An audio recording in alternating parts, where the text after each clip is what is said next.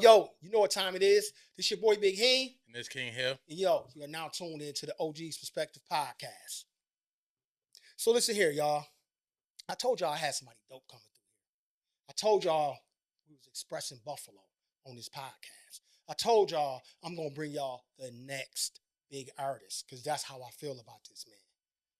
This man undone songs with Conway the Machine, Fat Joe, which we going to talk about. Khaled, DJ Khaled. Yeah, he got beats by DJ Khaled, baby. He done been on the stage with Styles P. I seen him come off the stage. He done been on stage with my boy, Ghostface. Ghost, y'all remember the purple tape. I know y'all remember that. He done been on stage with my man Sheik Luke. Remember Sheik? Remember that hill? We went up there to the, Balistic Man came right off the stage. Yeah, I know. I seen him. Listen here, y'all. We got one of the top premier artists. And let me tell you something. He doing numbers. He popping. And he got them hoes going crazy. Excuse me, but he do. The women love him. The women love this dude. You know what I'm saying? I consider him should have been the next Drake. We're going to talk about that too. But yo, y'all, without further ado, man, but listen, man, he done been on the stage with some of the best hip-hop artists on the planet, man. He done made his rounds around here on his tour set. Pretty sure he's gearing up to go back out, man. Without further ado, y'all know how the OGZ Prospective do. Yo, welcome to the set, man. Welcome to the OGZ business. Well, yeah, I appreciate you for having me. Thank you for having me. Welcome. Yeah. Yo, you know what's crazy? Usually Kenny be with you. I was expecting. Shout out to Kenny, man. Yeah, shout out to Kenny. I was expecting Kenny to be with you, but he got a big goon with him. Shout out to Bumps. He walking around here like Floyd Mayweather right now. That's what I'm telling you, motherfuckers. Y'all what I'm telling you? Yeah, pull up if you want to. Yeah. But Balistic Man, before we get into it, man, we're gonna send a few I don't know if you know this dude, man. Shout out to my boy in RIP, the Big Dino. Big Dino from Oxford. That was my man. I grew up with him, man. A real OG, man. A true legend to the town, man. I've been knowing Dino since the 1990s, man. And my man passed away, man.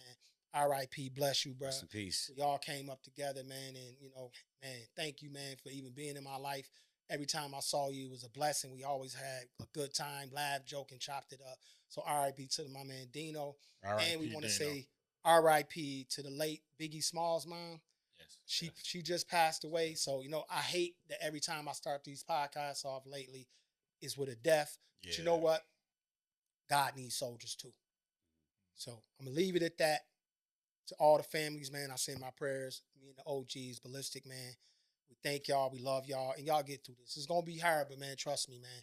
If y'all just need just a little bit of encouragement and y'all want to laugh a little bit, y'all want to hear some real shit, tune into the OGZ Prospective. So, yo, Balistic Man, come on, man. Chop it up. Give it to us, man. I love that intro, man. Oh, man. I be trying. That intro was crazy. I'm looking around like, who you got? Who's coming in? I be trying, man. Yo, I got that from Shannon Sharp, man. You know Shannon Sharp. You're a bad boy, Shannon man. Sharp, yep. I said to myself, when my mans, when any of my people come on here, especially from Buffalo, I got to give them the biggest. Right. And that's what I want to do, man, because y'all boys making it happen, man. You know what I'm saying? You've been putting in that work, man. You've been putting in that work, man. Thank you. Likewise. You know what I'm saying? Likewise. And just get in just a little bit, Balistic Man, before we get dig into. Yo, make sure y'all like, share, and subscribe. To the OGs, like, share, and subscribe. Let's build these subscriptions up on the YouTube and on the Instagram page. Let's go, man, so I can keep dudes like Balistic pulling up, man. Right. I know y'all ready for Conway and all them boys. Right. Balistic Man, he gonna gateway it. Come on, y'all. So Balistic Man, tell these people where you from. Let's just dibble and dabble a little bit. Give them a little. I'm from I'm from Buffalo, New York, born and raised. Just a kid from down the way, man. Shout out to the whole down the way 357. To the whole West Side, you know what I mean? I'm all Buffalo. I've been through Buffalo all my life, you know what I mean? From down the way to West Side, to up in the Jasper projects when I was young, you know, Ellicott, Town Garden, Swan, Lower West Side, Upper West Side, East Side. I've been all over, man, you know what I'm saying? Damn. I'm Buffalo through and through. My father's, you know, he lived all through he lived everywhere. Buddha could tell you, you know what I mean? Yvonne. Shout out to my pops, Yvonne. You know, a lot of people don't know my father's so he's one of the champions of the Grease Boat Festival. Mm-hmm. So you know the Puerto Rican festival? Yes, I never been. I don't want to go because that's my family. I saw it so many times sliding up to the pole. Yeah. Now you saying that, what does that mean? What does that that heritage, where did that come from? Well, the it's I was a vow they call it or something. It's just like it's like a pole climbing. It's just like something that they do. Like I think it stems from like old countries and stuff like that. They do that all over though. Yeah. It ain't just that's all like that's some like old countries. Like that's like they just it's some type of competition. We ain't did that shit here. So my father's the one that's been greasing the pole for years. You know what I'm saying? No, Diddy. No, we ain't gonna do that. My dad won't even know what that means. He was like, "Huh? What you mean?" I'm like, but anyways, he started doing that with the shout out to Wilmer and the Hall of Valencia family. You know, they just let us do the Buffalo Herd Fest. We brought Fat Joe down over there. That's my me and Kenny, we threw that festival together. Buffalo Herd. Shout out to the whole herd. Shout out to the herd, you y'all. know, that's my brand.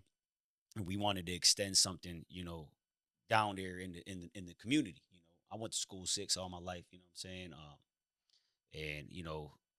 And down the way, we used to go there. They used to have a community center. There was a few community centers, really, that's just one of them.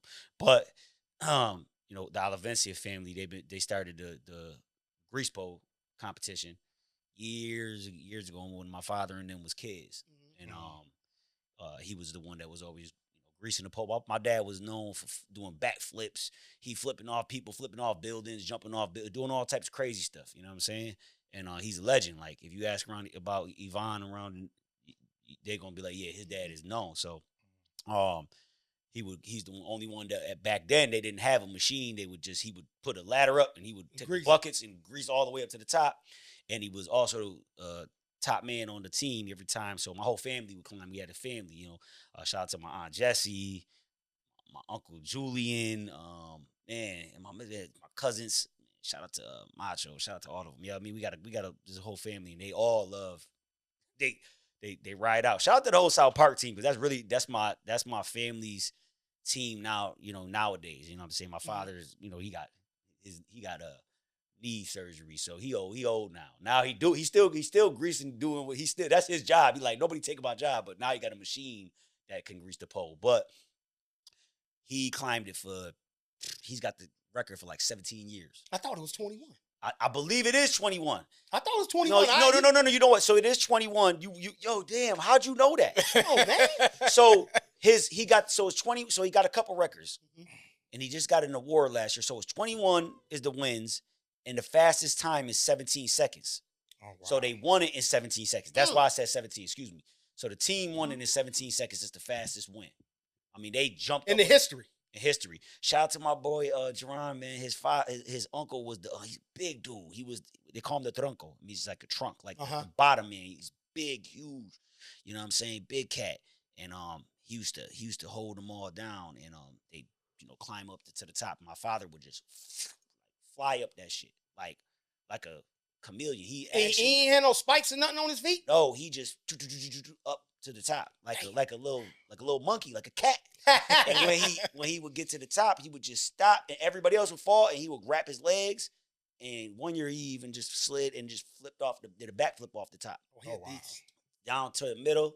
Yeah, that's why his knees is messed up now. So if we had Instagram and all the social media back then, your dad would be a legend. I mean, he's a legend no matter what, but he'd be a super legend. He'd be super viral. Woo! Yeah. I specifically remember one year he just told dude he's like, yo, stand right there. It was a big dude. He's like, stand right there, and just flipped off of him. It's like, yo, I'm use your chest, but flipped right off of him. Backflip. He'd run up the walls, backflip.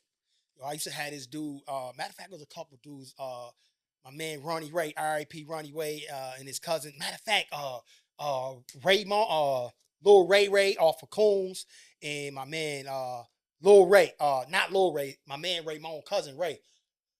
Oh, and Charles too. I don't know if you remember Charles, man, dude. Anyway, they was flippers too. Snapper, shout out to Snapper. These was flippers, man. That's in our blood, man. Yeah, yep. Now listen here. I got an uncle. He used to flip all. He would like run up a tree and flip. Yeah. He'll flip all the way down the street. I mean, this dude. I mean, all types. He did this one flip. I don't know what it's called, but he ran. He did like a cartwheel, and his whole body was straight. He jumped in the air. He did a super somersault. His whole body was straight, and it was amazing. Yeah. When I was younger, I used to flip off of gates and stuff Come on, like that. man. You ain't flipping nobody to burn.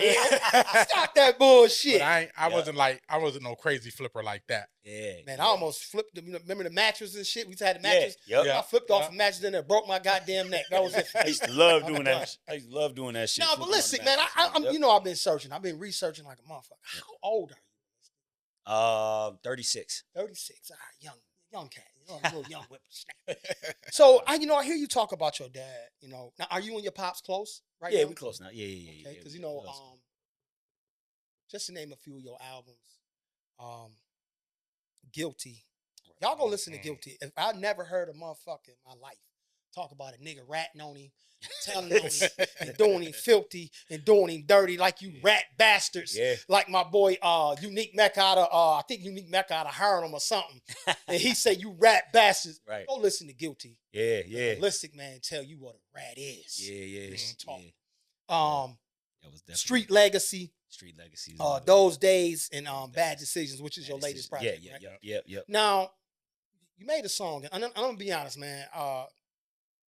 I'm 50 Balistic. I love all kind of music, man.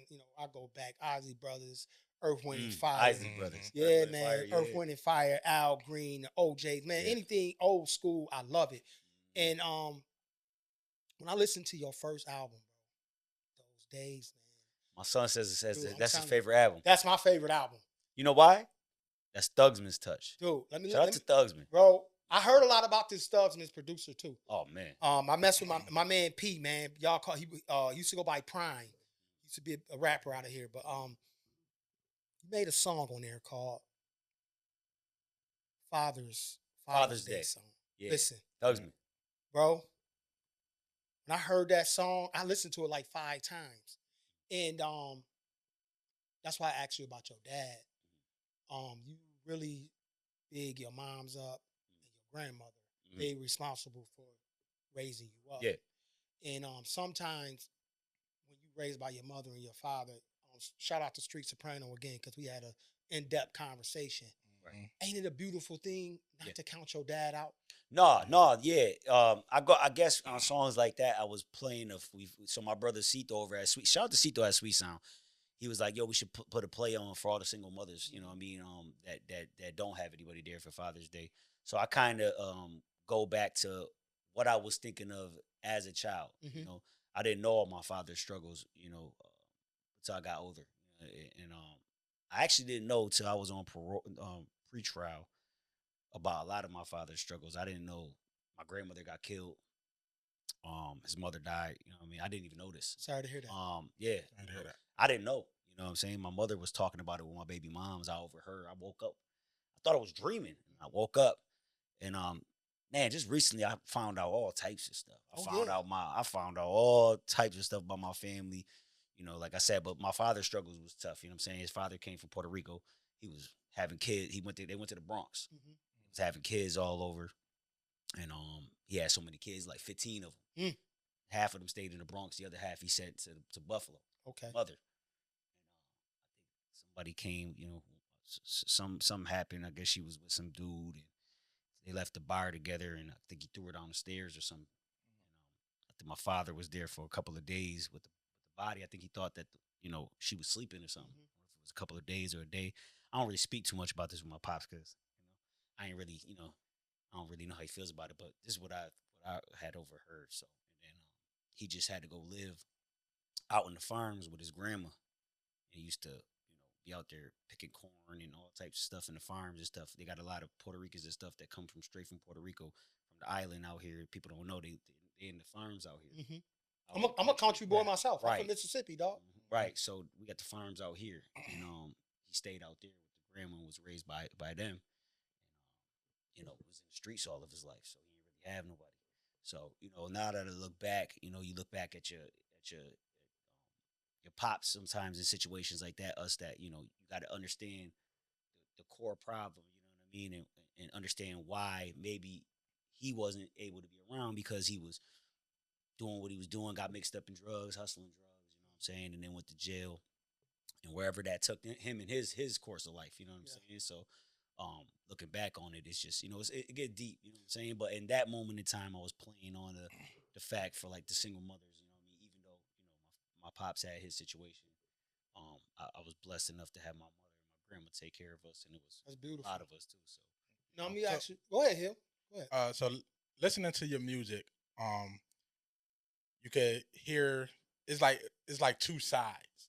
You could hear the street stuff, and then you could hear like I would call it real stuff that hit home. right, right. How did growing up in Buffalo shape your music and your artistry? Man, it was everything, man. From the Sly Green, I could go on forever about that topic alone. You know what I mean? I remember, hearing the stories about Sly when I was young. You know what I'm saying? As a kid, the Don Diva magazines. To fast forward into when I was in the Feds and somebody handed me the Don Diva magazine, like, yo, my boy from Philly had it. Philly had it. My boy, man, shout out to E from Philly. You know what I mean? He had the Don Diva magazine. I said, yo, bro, you from Buffalo, right? Huh? Ain't that your man's? You know what I'm saying? And I was like, oh, I remember this joint when I was a kid. And I'm physically holding it. He's like, yo, you got to pass that along. I got that. Leave. Yeah, I got that down to this. Yeah, I put. But in there, you got to pass it along. You can't take it like, yo, man, you got to pass it along to somebody else. I'm like, oh man, I'm reading this stuff from that to going to school 6. But the music, you know what I mean? When I was real young, I was in school 6, and I was probably in like kindergarten or first grade, and Cream and them was performing. I don't know if you remember Cream and them. Rest in peace, Ray Cell and them. Anyways, I had got that sound familiar. Cream and Ray Cell. They had the song called "Finer Things." And it was a big song back then when I was a real kid, and they gave me a CD, and it had the instrumental on it. And when I got older, I held the CD till I got older, and I went to Kid Cole's brother Alan Cole's studio, and I went to Alan Cole's studio, and I was like, yo, I'm about to do this song. You remember this song? He's like, how'd you get this? I said, yo, they gave this to me when I was like in kindergarten. I was a little kid sitting at the JFK. And I remixed it. And Ray Cell heard it. He got mad at me. And he was like, yo, how you get he called me. He's like, yo, bro, you rapping on my song. How'd you get this song? And I told him. I was like, I met up with him. I was like, yo, I told him. And he was about to cry. Yeah. He was like, yo, you was there at that performance? Yo, you had to be like a baby. I'm like, yeah, someone gave it to me, but I was like, yo, that shit right there inspired me. You know what I mean? I wanted to be a rapper too. You know what I'm saying? Like I wanted to rap.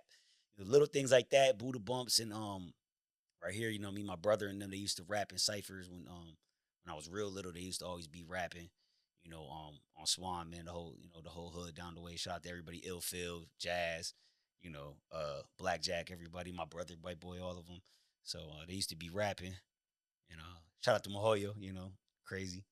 But yeah, they used to all rap Buddha in them, and I used to be, like, man, I want to rap too, man, but I don't really know what to say, so I used to be just you a rapper. Vibing. Huh? You're a rapper though. No, you're a rapper. No, definitely a rapper. Listen, I hate to go back, but because we was right there. I just got to go back to your pops. Now I know you're a father too. Yeah.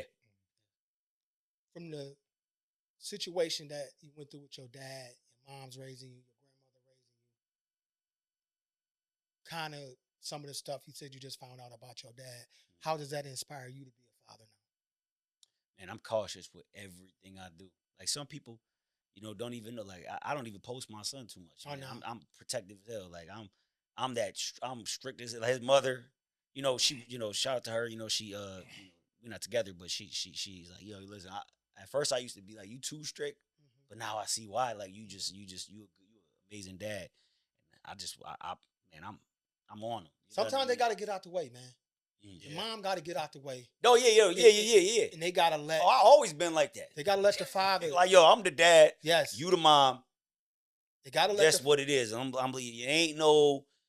Look it. I love and respect my mom and my grandma for what they did, but they not fathers. No woman can teach you to be how to be a man. You're gonna have to learn how to be that on their own. We have different situations. We just it's different. Different. You know what I'm saying? So they do got to get out the way. And she luckily steps out she steps out the way. She want to get her. Oh yeah, they protective. You gotta let them feel like they get something sometimes. They protective. Yeah, I seen a thing. I was looking on I don't know if it was Facebook or Instagram, but it was a saying. It was said, men raise their sons to be men. No, fathers raise their sons to be men. fathers raise their daughters to be young ladies. Yeah, So, it's a difference with a father, but Yeah. I'm so glad you said that. And for any moms out here, for any of you ladies, we respect y'all to the T. Listen to what Balistic Man said. mhm. It take a father to raise a man, Mm-hmm. a dad Yep. to raise a man, a real dad. Yep. If your significant other, or whether y'all together or y'all done separated, if he's still participating in that young man's life, let him enjoy it, because you only get that small window to mold that young man. Yep. I swear to God, you only get that small window, and outside of that, it is what it is. The streets. Yeah. Yep. So, Fat Joe, how did that happen? So I mean, the beginning of it was honestly, I did the tracks with I did Body Not Fine with Benny the Butcher. Shout out to Benny. And I was going out to New York and I was going on K Slay's radio at Shade 45, his Sweet Streepers. Yep. And Shout out to K Slay. shout out to K Slay, rest in peace. You know what I'm saying? He passed away. R.I.P. Big. Man, it was just crazy because he ended up, showing me a lot of love and spinning my songs and stuff. And somehow Pistol Pete got wind of me. And I'll never forget Pistol Pete, man. Shout out to Pistol Pete, man. The whole Kill All Rats, KAR out in the Bronx. R.I.P. to sorry. OG salute to a OG certified G. Yeah. That nigga salute. certified. Yes, he is. And I just got a DM like, yo, he put his number and he's like, call me. I want to talk to you. So I was like, fucking Pistol Pete, why you hit me up for? Called him. And he's like, yo, son, I heard all the joints you been doing. I went through your music, man. I love your music. I heard the shit with Benny the Butcher, the Body Not Found, all that shit, man. I want to work with you. You know what I'm saying? So I was like, yeah, I want to put you in the studio with my producer, Whobanger, man. Rest in peace. We was just talking about people that passed away. Whobanger was good friend of mine. He's a Pistol Pete, producer / brother. He just recently passed away the other day. R.I.P. R.I.P. I flew out to Florida with Kenny and Cito over at Sweet Sound and Nova Vision, and we all flew out there. We stood out there for a couple of days for Pistol Pete's birthday bash out at Club 11 and stuff, and then we locked in for a couple of days at Whobanger's studio. Shout out to Ethan, and rest in peace to Whobanger. And we banged out a couple tracks, and one of them ended up being Entitlements. And Pistol Pete, a lot of people don't know. He go back to with Khaled. Obviously, that's Joe's brother right there. So I was like, yo, man, how can I get Khaled and Joe on the song? I want them on this one. So eventually, right things got into play, and he ended up sliding them the track, and that's how that happened. That's what's up, man. That's dope. Now that we on my boy Fat Joe, I gotta touch it, man. Yeah. Y'all got a pretty stern relationship. Yeah, I know you do. For him to come here and do the festival with y'all. Yeah. Recently he had a big situation on Matt Hoffa podcast. Everybody know what happened. Yeah. Joe went on there. He said some things. And before I say what I'm gonna say, I just want to know how you look at that situation with Joe. I look at it as whoever thinks Joe is racist or something is retarded. Like, he's got to be like, yo. I mean, since we on the topic, Go. If you have no knowledge of who you like, the ones that are going at Joe, if you have no knowledge of what a Cuban or a Puerto Rican or a Dominican is, they're black. You know what I mean? We're African Latinos. So the slave trade went through all of the. Before they got to America, there was slave trades going on forever. That's how you have the Jamaicans and the Puerto Ricans and the Dominicans and all that through different slave trades. So that's number one. Educate them, Balistic. Right? You cannot be, if you go to Puerto Rico, there's a portrait. It's a Spaniard, which is the slave owner, African, and then there's a native. They call them Tainos. That's what Boricua means. It's an indigenous, this is specifically for Puerto Rico. Tainos, I believe, Dominican Republic. But anyways, you cannot be one without the other, right? And for some reason, people think that Puerto Ricans or Dominicans don't know their heritage because there's some Puerto Ricans that be like, I ain't black, I ain't this, I ain't that. That's just you ever heard a black person be like, yo, I ain't this. I'm Cherokee Of Indian. course, Like, of course. bro, that's the same thing. Right. 90% of us know already. So when you be saying, when people be talking, I'm like, bro, we know our heritage. Like we African, we a mixture of all that. You cannot be one without the other.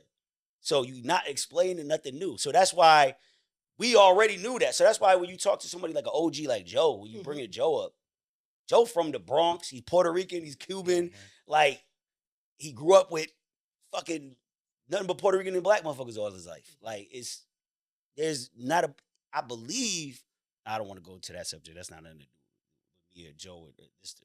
But anyways, Joe don't fuck with anybody. Don't fuck with black people. Put it that way.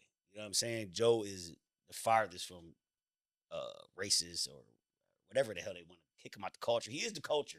It's the hip hop started in the Bronx with blacks and Puerto Ricans. Whether you believe it was blacks or Puerto Ricans that started it first, that's besides the point. They was all there together. We all live in a fucking apartment building together. Right. We're not talking about a little apartment building. So you're talking about complexes that are fucking huge. There's tens of thousands of people. Yo, Balistic, I've never been to New York. Ever. Oh, yeah. I've never been there. Bro. Either. So a lot of these people that are talking about it, first of all, they that's the birthplace, obviously, of hip-hop. You know what I mean? Bronx. We know that. The Bronx. You know what I mean? Joe's from the heart of the Bronx. He's from where it started, for real. You know what I'm saying? And a lot of those people that be on the internet just makes people feel comfortable. They wouldn't go over there and say anything about Joe in the Bronx, first of all. I promise you that. Yo, Buddha looking like Buddha say, yo, Buddha, you know, because, yo, bro, you would not. You wouldn't dare.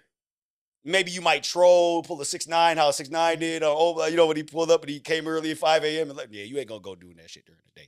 You keep doing that, you're gonna run into somebody that's gonna test you. So first of all, that's Joe, man. He's the legend, he's the OG, and all that shit. Just like he shouldn't even have to explain himself. And it's just fucked up to where we got this weird pocket of the internet where we had people just disrespecting not just Joe, every one of the OGs. You know what I'm saying? So it's like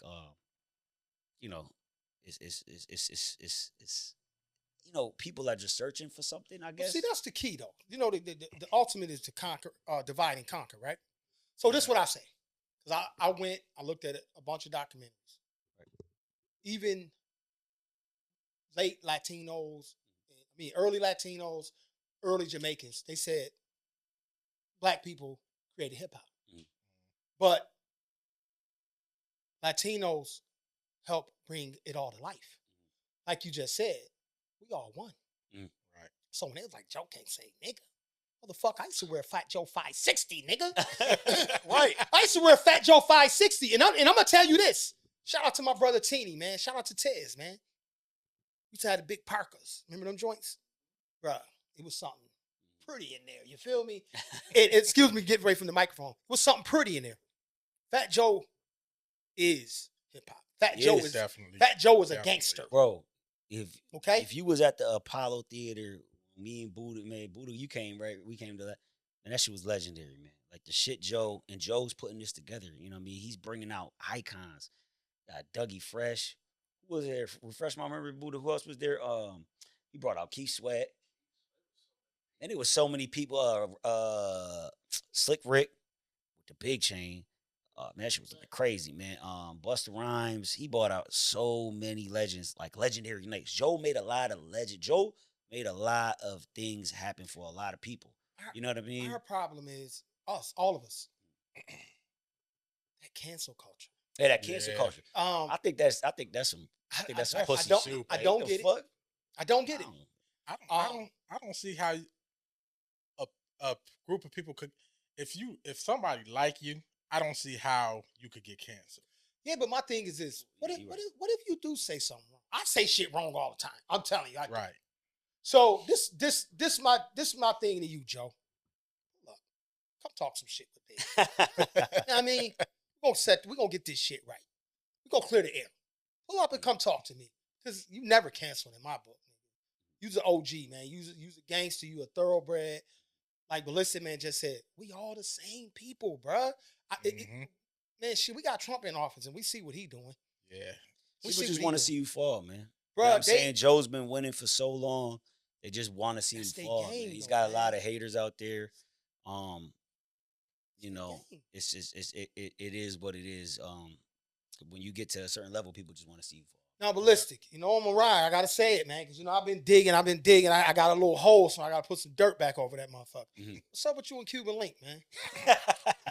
Speaking of that, yeah, you know, he's one of you know, biggest Joe's haters trying to, you know, put some fucking you know, fire to the fuel with that bullshit too, because he's, you know, out there, you know, just making crazy videos about shit like that. But I believe honestly, he just, you know, he's just a little bitter and resentful about Joe. So you lash out at everybody? Huh? So you lash out at everybody? No, so right. So with him, you talking about, right? Yeah, with him. So everything that ever happened with Cuban Link with me was only me responding. He said some shit the one night we was out at the Apollo Theater at one of Joe's, you know, craziest events. It was dope. You know what I mean? Shout out to everybody. Shout out to the whole Terror Squad, Tony Sunshine, you know, everybody, Remy, Fat Joe, everybody. We was out at the event. I posted it, and it was such a legendary, iconic event. I was like, yo, man, shout out to Joe for such an amazing night. It was just history. Shit, had you made history, period. You brought Fat Joe to Buffalo, dog. Yeah, but you know. Shit. Oh, so, I mean, come on, yeah, of course. Yeah. That's legendary. Yeah. So we out in the Apollo Theater, and I posted it, and then I woke up the next morning, and he's like just saying some shit I don't want to repeat about Joe. Right.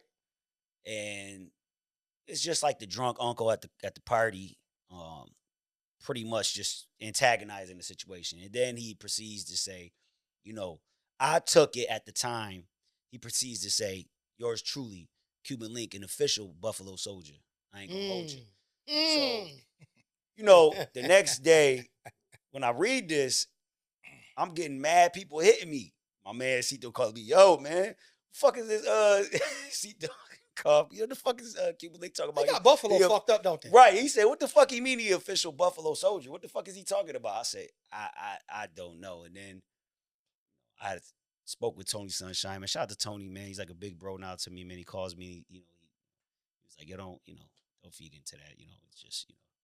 So I don't really want to speak on Tony's behalf because I don't want, this dude, anytime he sees something, he go with it. He's just so every time, like I said, it was a response. So after that Buffalo Soldier shit, I just said, you know what? Sometimes the people just want to see blood. And that's what I gave him. So that's why I dropped Buffalo Soldier. And he said, I ain't gonna hold you, you official Buffalo Soldier. Well, I said, you an official Buffalo Soldier, let's make it happy. You know what I'm saying? Because I'm a Buffalo Soldier, you know what I'm saying? I'm repping for Buffalo. Shout out to the herd, baby. Shout out to the herd, you know what I'm saying? So I figure, you just, this big guy that you keep saying you are, and you'll kill anybody on the mic, and you'll beat this guy up, and that guy, and that this and this and that. So I said, you know what, man, I'm just gonna take it to the booth, and I just, vented my response through music. Yeah, do it the right way. The right way through hip hop. Right. You know, we don't want to, on some real shit. Shout out to the big dog, OG Fat Joe. You know what I'm saying? That Terror Squad chain, them diamonds, they hurt, Joe. You know what I'm saying? Don't be doing that shit no more. But you know what I'm saying? Yeah. You did it the right way. Yeah, I did. I feel like I did it the right way. The respectful way. I didn't get on the podcast. I didn't talk shit. I didn't go to social media. I went to the booth. So as far as you concerned, that shit is nothing. No.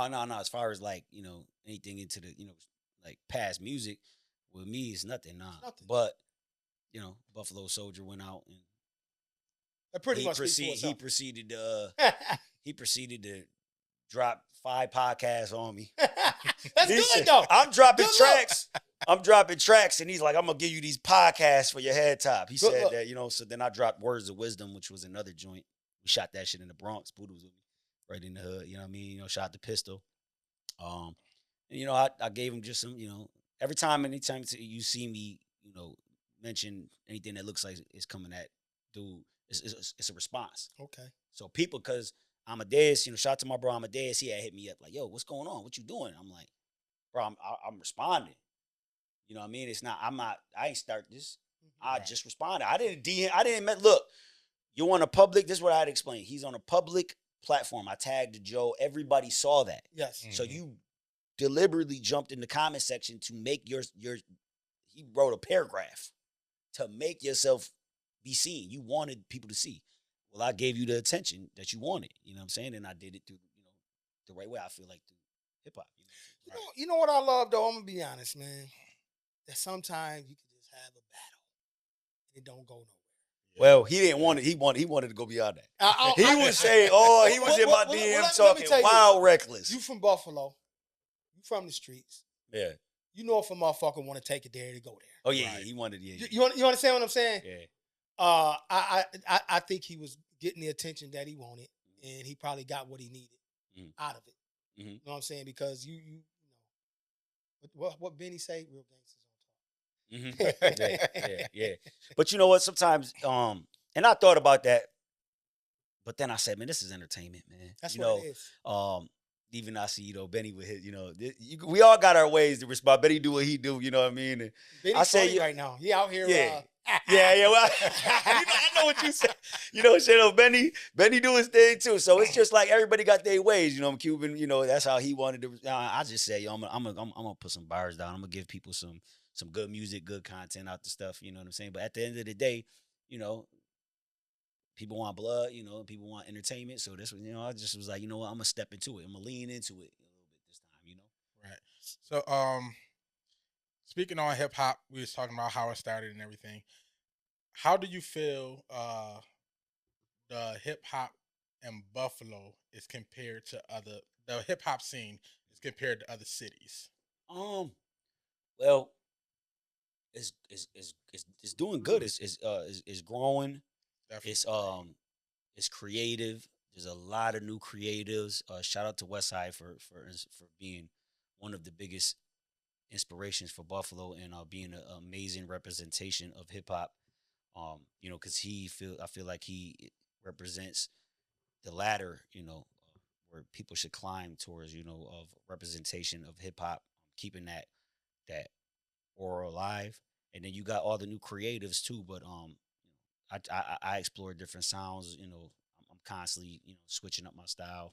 But as far as hip hop, I think it's growing, and I think it's the light is shining harder. With guys, shout out to Conway the Machine, obviously Benny the Butcher, bring Drum Fest, and Buffalo right now.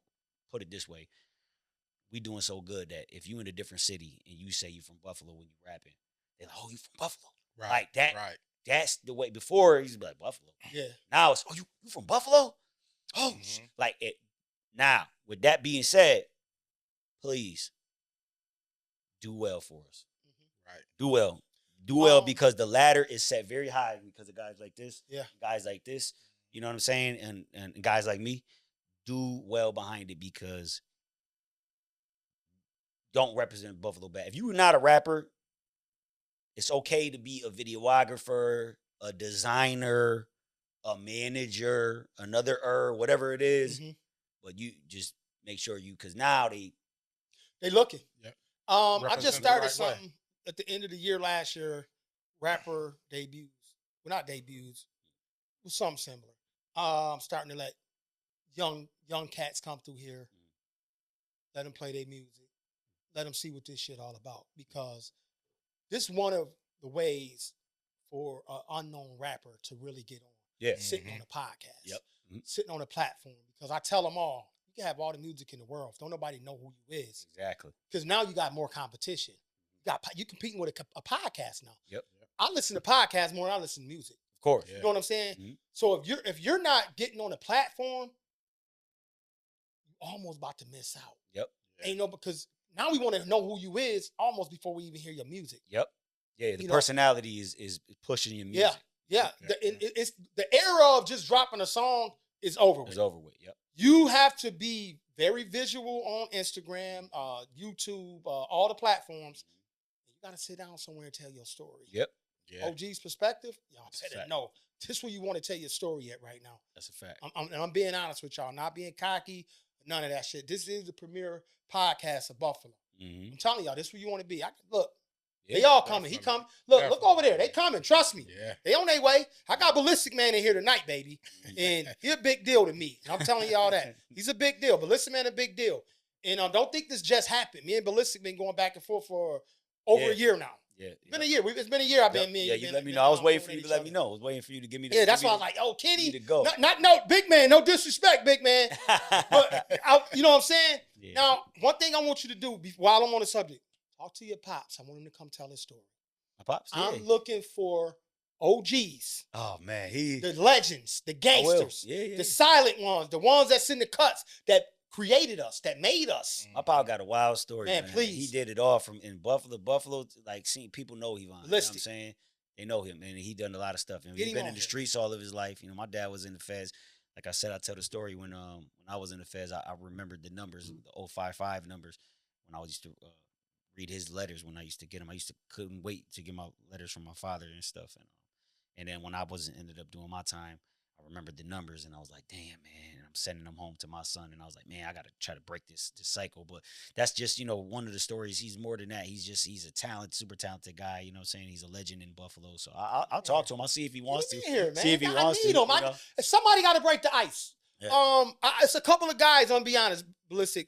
I've been trying to get in here. They a little hesitant. Somebody got to break the ice. It might be your pops. He might be the OG that I need to come through here. Yeah, they might see him and be like, yo, what the hell? He got Yvonne on the podcast. Yeah, he might break the ice.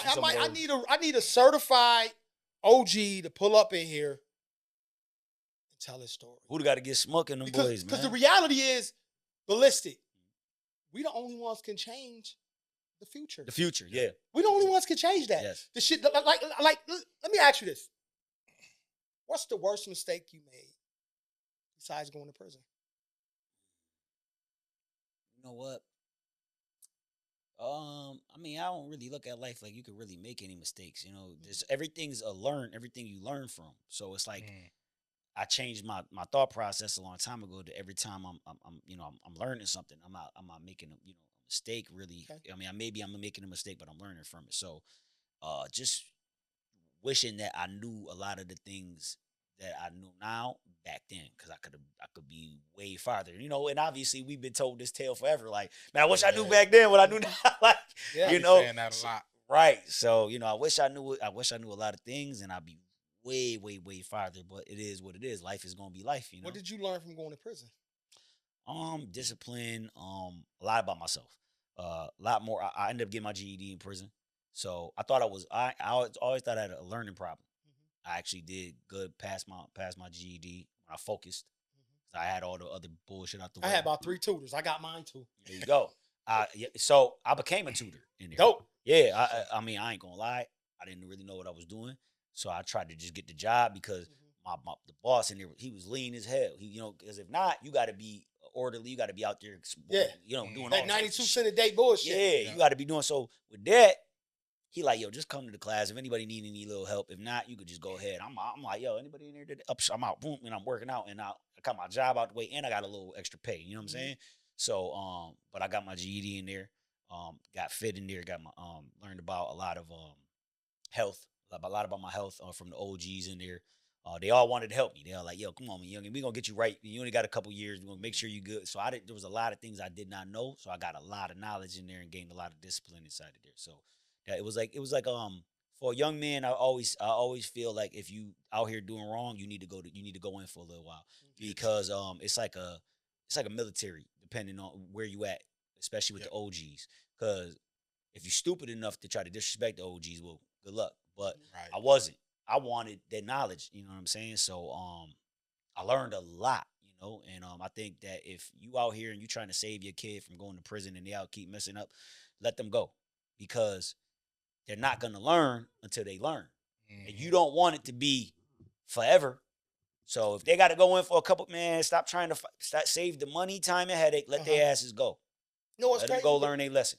Go ahead. You know, you could go there and they could go to jail, but it's up to you to learn, because you could come out, do the same thing. It's going to be a revolving door. Right. It's up to, I feel like they call it a correctional facility. You're not. Give me some time. Let me think about this. Okay. If they call it a correctional facility, you only could correct it if you want to be corrected. That's a fact. That is a fact. You have to change. But the longer you sit, though, That's why they take that time, because it's the Mhm. highest form of currency. Mm. The longer you sitting, the longer you wasting you have more time. My man told me this, man. Shout out to King, man. He's from the Falls, man. He had told me, he said, man, they gave him 15 years. Mhm. He said, man, I was mad as fuck. But at first I said, fuck this shit. He said for the first 8 to 9 years, he didn't give a fuck. He was in his brain, I'm going back out Do the same to do shit. the same shit. And he was a wild boy. Like, oh, yo, he was a wild boy. So I know a lot of shit. But he said, yo, on the 9th year, something clicked. And I said, yo, what the fuck was I thinking? And like, when I met him, Mhm. one of the most humblest dudes you could ever meet. It humbled him. Life officially humbled him. And he did not want to go back to none of that shit. And he never did. I You know what I'm saying? I did 3.5 years. Yeah, that's what I did And too. man, I knew sitting in the holding center, I ain't want to come back. I knew that too. I already knew that. But it was nothing I could do to stop it. I had to get my sentence. So now I'm just hoping, like, man. So I was supposed to do 3, but the judge gave me 2. You know what I'm saying? So I got lucky and then 5 years parole. So I'm like, damn. I'm like, man, please, man. I already know my lesson now. You know what I'm saying? Like, now I don't want to go back to this shit, man. Let me just hopefully I could get the best, deal that I could get. And then boom, you know what I mean? That's what I ended up doing. But yes, I mean, unfortunately, luckily, we only had that much time. You know what I'm saying? But some motherfuckers need longer time. You know what I'm saying? But you got to sit that shit down, because the highest form of currency is taking that time away. You know what I'm saying? Because now they sitting there, and when you keep, it's repetition. It's like your brain's a muscle, so you need to wake up again. Oh no, wake up again, you still in here. Oh no, a year later, you still in here. Oh no, 2 years later, you still in here. Oh yeah. Oh, 3 years, you still in here. So go back out and play again if you want, because that's why I say men are different because we gotta. So that's why I'm so strict on my son, because us as men, your kid looks up to you and watches. Damn near whoever your son gonna watch. Whatever you do, you make the left move, he gonna do the same thing. Yeah. You know what I'm saying? So you gotta watch every last thing you do. That's why, man, it's a lot of shit I don't do, man, because I know this boy watching me. You know what I mean? And, I look at it like this. My mama told me this. She said, Raheem, if you'd have chose to be a doctor, all of them would have chose to be doctors. Because it was me, my brother, all my nephews. And after my big brother, I had 2 big brothers get killed in the streets. wow. Rest in peace. And I'm pretty sure we all walk around with some fucking pain, right? Some heavy shit. But everybody did what I did, right? I go to jail and they reprogram me. I went to Shock. I was in the same program 50 Cent went through. Yeah, the Shock, yep. Monterey Shock. I got Mike D'Amico was my lawyer. Mike D'Amico, yeah. You know what I mean? They have RDAP in the feds. I was asking about the Shock to my lawyer. I'm like, they got Shock? He's like, no, they got RDAP. So it's a different program. So I got lucky. I really got lucky, man. Yeah, you did, yep. If them motherfuckers, and this, I never said this shit before, if they would have been a little more patient, they'd have got a 20 out of me. You know what I'm saying? I'm real talk, big dog. They'd have got a 20 out of me, but they just wasn't as patient as they should have been. Same shit. Somebody was telling them something, bro. I come through there, the motherfuckers come 5 minutes. It was like one of them situations, and that was God.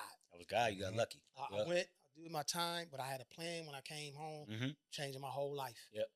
You know stuff, right? Yeah. That was my man. Shout out to you, boy. You got a life sentence. Yeah. I come home, bruh. You feel me? I said, no, bruh. I'm not going back to that shit. I made amends to myself when I was in there. I'm not going back. Right. You know what I mean? Ain't nothing to go back to. I'm not going back. I learned my lesson. Like, dude, I don't like this shit. It ain't fun. And I've been able to raise my sons not to go to prison, because they say 1 in 3 of us will go. There's 4 of us in here. Guess what? 3. You been? All 3 of us been. 3 out of 4. Right. You know what I'm saying? That shit crazy as fuck. Yeah. But 1 in 3 black men or Latinos, black men, fuck that. That's what I call it. Yeah. I 1 in 3 black men walking down the street. Go ahead, pick them. One of them motherfuckers going to jail. One of them going to jail. Yep. So I said to myself, I'm going to be the first example of my family to change my life. My family came up. A lot of us came up in the streets. You know what I mean? And I said to myself, I'm going to be the first example of my mother kids. despite my big brother Tyrone, shout out, I can't think of one thing that motherfucker did wrong. But I got sisters, man. They gangsters too. Right. You know what I'm saying? Mm-hmm. No disrespect. But yo, I'm telling you, they was gangsters too, man. They get out there and get busy. I seen them do shit that I ain't seen niggas do. I'm like, damn, these bitches crazy. Right. You know what I'm saying? But we all come from some bad shit. Yeah. Mm-hmm. And I say this, man, we are all in a great place right now. Right. You are one of the biggest rappers out of Buffalo. And I said that in the introduction. You, to me, you there. They just don't know yet. I just like to consider it hard working, man. And I see it. Ballistic, I see it, man. Hard work. It definitely and you understand the program. Man, listen, I told myself, man, I'm doing whatever, and man, we like me and Buddha, we literally slept on sides of the road. You know, it wasn't no hotels, man. That's why I tell people, like, man, the car was it. You know what I mean? Like just traveling. You know, we did it all, man. Yo, I appreciate you, dog. Yeah, I appreciate you pulling up, man. Yeah, no, I appreciate you having me on. I appreciate because I know I'm about to get the real. This ain't no fake. We don't do bullshit around here. Nah. You know what I'm saying? We gonna do the real, man. Yeah. Now, let me ask you some shit, right? The ladies. I seen on one of them joints, she was like, man, they tried to snatch me off the stage. Yeah. In Philly. Buddha had to help, man. I never had that. That shit was crazy. I never had that feeling before. Yo. What was that like? So at first it was great. Yeah, so at first it was great. I'm like, oh, they wilding because they jumping over each other. This is a packed, sold out show. And but then they was yanking, so they grabbing at first, they grabbing my damn, I'm like, oh, and they grabbing my from down here to up here. But now I'm high on the stage. Yeah. And they boom, and I'm going down. So I'm like, oh shit, oh y'all wilding. I'm like, yo, so I'm like, oh, they about to pull, like I'm about to fly into, you 6 feet up in there, while the biggest stage is. So that's when Buddha, I think he realized, like, I'm like, yo, man, this bitch is gonna pull me off the fucking. I'm about to literally go into the crowd. And we end up running towards the back. We went and we closed the back door. All I heard was screaming. We run off the stage and I just heard the door just mad fucking. And these women? These women banging. Screaming and yelling and banging and shit. And I just hear the security like, back the fuck up. Back. I'm like, yo, did these bitches run on the stage? Like, did they run on the side? I'm like, because all I'm here. Remember, Buddha? We was on the when the door closed? And that was at Club Voltage, at the Voltage Lounge, man. You know what I'm saying? Yeah. What is that? What city was it? It's in Philadelphia. Man, them crazy Philadelphia hoes. Man, I mean, they could have been from, in Philly, it's part of the tri-state, so they could have been from Jersey. Everywhere, Jersey, New York, Philly, everywhere. DC, it was all, every girl, every flavor you could think of. It was Asian girls, white girls, Latin, black. Motherfucker, watch yourself. Watch yourself. Watch yourself. He said if you need watch yourself, motherfucker. Watch it. Go ahead, get it out your system, though. You need some backup, that motherfucker about to fuck it all up. I love you, yo, he about to fuck it all up right now. But listen, he's throwing it all away. If you need some backup, you better shut your ass up. He ain't about to do shit. About to fuck it all up. But shout out to the ladies, man. I love the ladies, man. I ain't, man. So can I? Okay, look. Now I'm going back to that first album. Yeah. Damn. It was in your bag.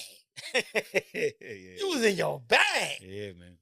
Now, you said your biggest song, Work Hard for This. Tell my audience, because I watched you on Shade 45. You live up in that motherfucker right now. Yeah. You living up in there. Yo, shout out to the whole staff at Shade. That motherfucker in Shade 45. He gonna hook a motherfucking rope up and pull us up there. You feel me? How did that shit happen, though? I worked hard for this? Yes, because that's a good song, man. Yeah, thank you. I appreciate it. So that song, shout out to SB over at Fraction Music and Fraction Music over at Killer Fraction Music Group. SP and Fraction Music, they're a producer and co-producer over at Killer Fraction Music Group in the Bronx.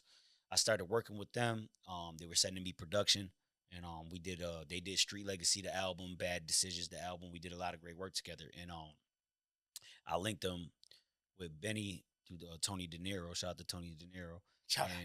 Yeah, shout out to Tony. Tone And, just did a comedy show. Yeah, I was That there. motherfucker crazy. Yeah, I was there. I'm pissed. Fuck you, Tone. Yeah. You supposed to have me down there, motherfucker. Shout out to Tony and Lil Mo. But shout out to SP. Like I said, he had linked with Benny and them. He got Benny and shout out to the Shark. So their artist is the Shark. They've been that's their family. He's been around. He's an OG in the Bronx. Shout out to the whole Morris Park. That's where they from. And he was doing a collaboration with Benny. Okay. And he had hit me up like, yo, I got a collaboration coming with the Shark and Benny. And I don't want it to be one of those, just throw away. They both spit a verse on a grimy beat and it's over.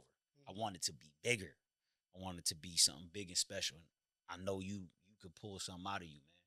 So I'm gonna give you this. Could you do something with it? So I said, yeah. I got the beat. And I did the hook and I slid a verse and I sent it over to him and he's like, yo, damn, like, you know what I mean? And I heard the beat, so shout out to my boy Ray. He had called me. I was actually listening to the beat, and my boy Ray calls me one night. He's like, "Yo, you know that song? That part from Scarface when he's like, I worked hard for this. I don't need nobody when he's in the when he's in the jacuzzi. When he's in the jacuzzi, say I don't fucking need nobody. I worked hard for this. So he's like, yo, you need to make a song called I Worked Hard for This. I never heard nobody use that.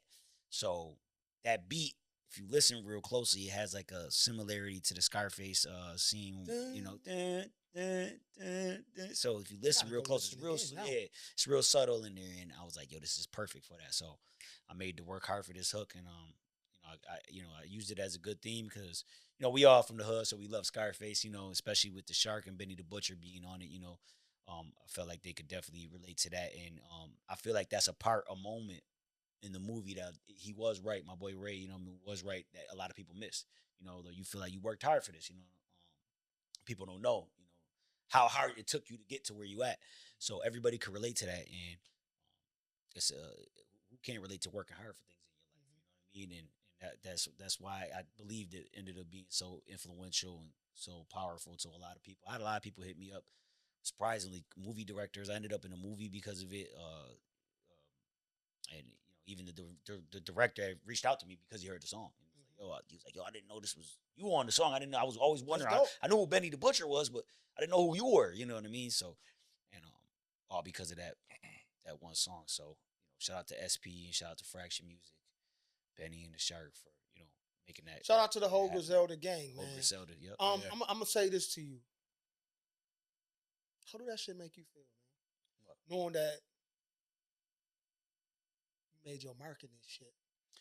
Man, it feels great, satisfying, man. Because that's what I told myself I was gonna do, man. I was like, my biggest thing was like, yo, when I come home, man, I'm gonna do something that's gonna have these motherfuckers like, how the fuck did he do that? Like, how, And I just told myself, man, there was times when we were in New York, just roaming. And I said, man, boo, like, man, I'm ready to go to the telly, go back to sleep, man. I'm like, man, I don't care if I'm out here for days on end. I don't care. I'm out here, man. We ran into the lot. We ran into Jada and the boys one night, French, all them boys. We just running, and I'm like, man, I don't care. I'm staying. I don't care how long. Oh, your family's back home. I don't care. They're gonna be all right. I'm going to do whatever it takes to get myself known in these places and in these doors. Grind, man. And grind, and people don't understand. When I say sacrifice, only people that's close around you can really understand. Like, yo, this is this. Like, they'll tell you, like, yo, bro, he don't play. When I love it. I'm we riding tri-state. I'm outside. Like, I'm outside. I'm outside with the gang for real. Like, man, I'm outside with Pistol P and them boys. I'm out in Jersey with these boys. I'm outside with, man, SP and them boys in the Bronx. I'm outside. I mean, I'm outside in Buffalo. I mean, I'm living outside. You know what I'm saying? And that's what people don't realize, you got to give it to guys like, Westside and Benny and the whole Griselda gang. Like, guys like that, the tenacity that it takes to be outside all day. And like what Benny does, yeah, people don't understand how much work and how exhausting. Like people, you see, This shit real, bro. it's really like sometimes you can really you can end up in the hospital from Shit exhaustion. real, bro. Yeah, so like it's a lot of work, man. Bro, I went on a tour date with them motherfuckers, man. I'm like, what the fuck, dude? I'm in there dead. Yeah, like, what the fuck? That's y'all what people niggas don't about to know. Yo, listen. Buddha, was you at the strip club? No, you didn't come to the strippers with us when we went to I was in the sleep. There's strippers all around. And I don't even want to say nobody's name, but we was at this private strip party, put it that way, in Buffalo. Now we had just came from Miami to New York. We landed back in Buffalo. We doing some business. I'm saying we had a private stripper party, put it that way. I'm dead. Ass all around me. Niggas, yo, you sleeping? I'm like, huh? Yo, all around me. Yeah. Your body just shut down. Cause it shuts down. Day and night. And also I work out, man. Your body just, you know what I mean? It takes a lot of tenacity, you know, a lot of work. People, and a lot of people, like, they like to say we working. Bro, studio part is not work, bro. Stop it. That is the creative, that's the fun part. Shooting your videos, no. Stay outside, you know. Yo, bro.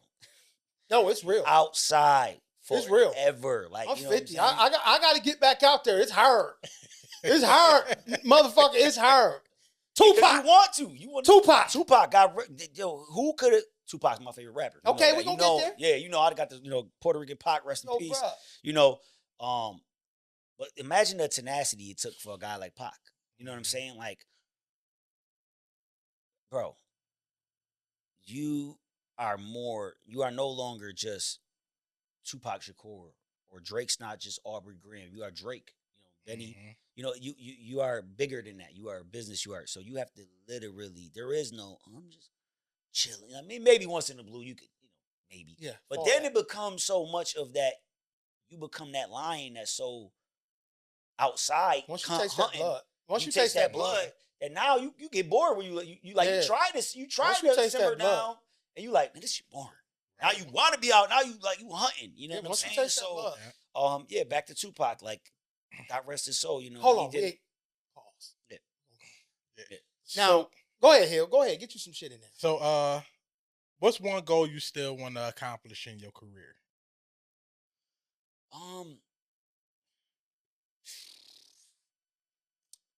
So much, man. I would love to get, obviously, number one records, world renowned records, to where the whole world knows who Balistic Man 100% is. You know, world renowned, tours, major tours. You know what I mean? Touring. These are the type of things. And you know, it just make sure that I'm 100% living really good off my music, you know. But yeah, collaborate with major. There's so many artists I would love to collaborate with still. Could you name a few? 50 Cent, Drake, Eminem. I was gonna say Fat Joe, but I already. I would have said Khaled, but I already did that.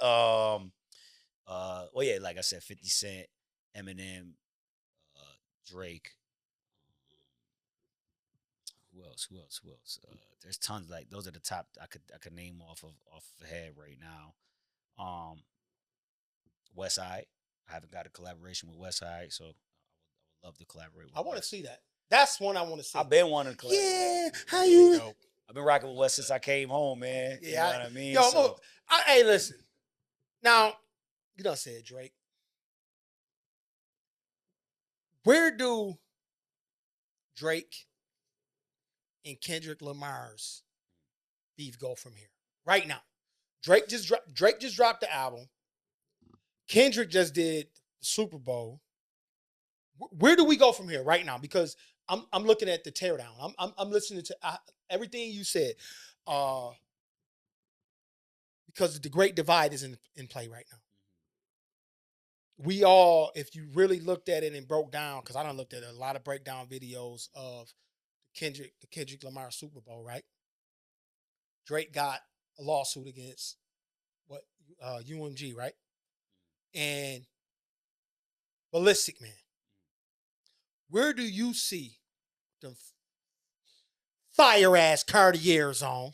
Yo, shout out to Eyes Exclusive, man. You see the, I got the bust I down. exclusive. That's my spot. I got a nice pair of The Versace. Dr. Bob, man. So where do you see this beef going from here? Where do you see it? As far as I'm concerned, it seems like it's dead. Like as far as like the battle part, as far as the on wax, I would like to see it like kind of die out. As far as like just the that and go back to the music. If the subliminal shots will always be there because that's just the competitive nature in hip hop.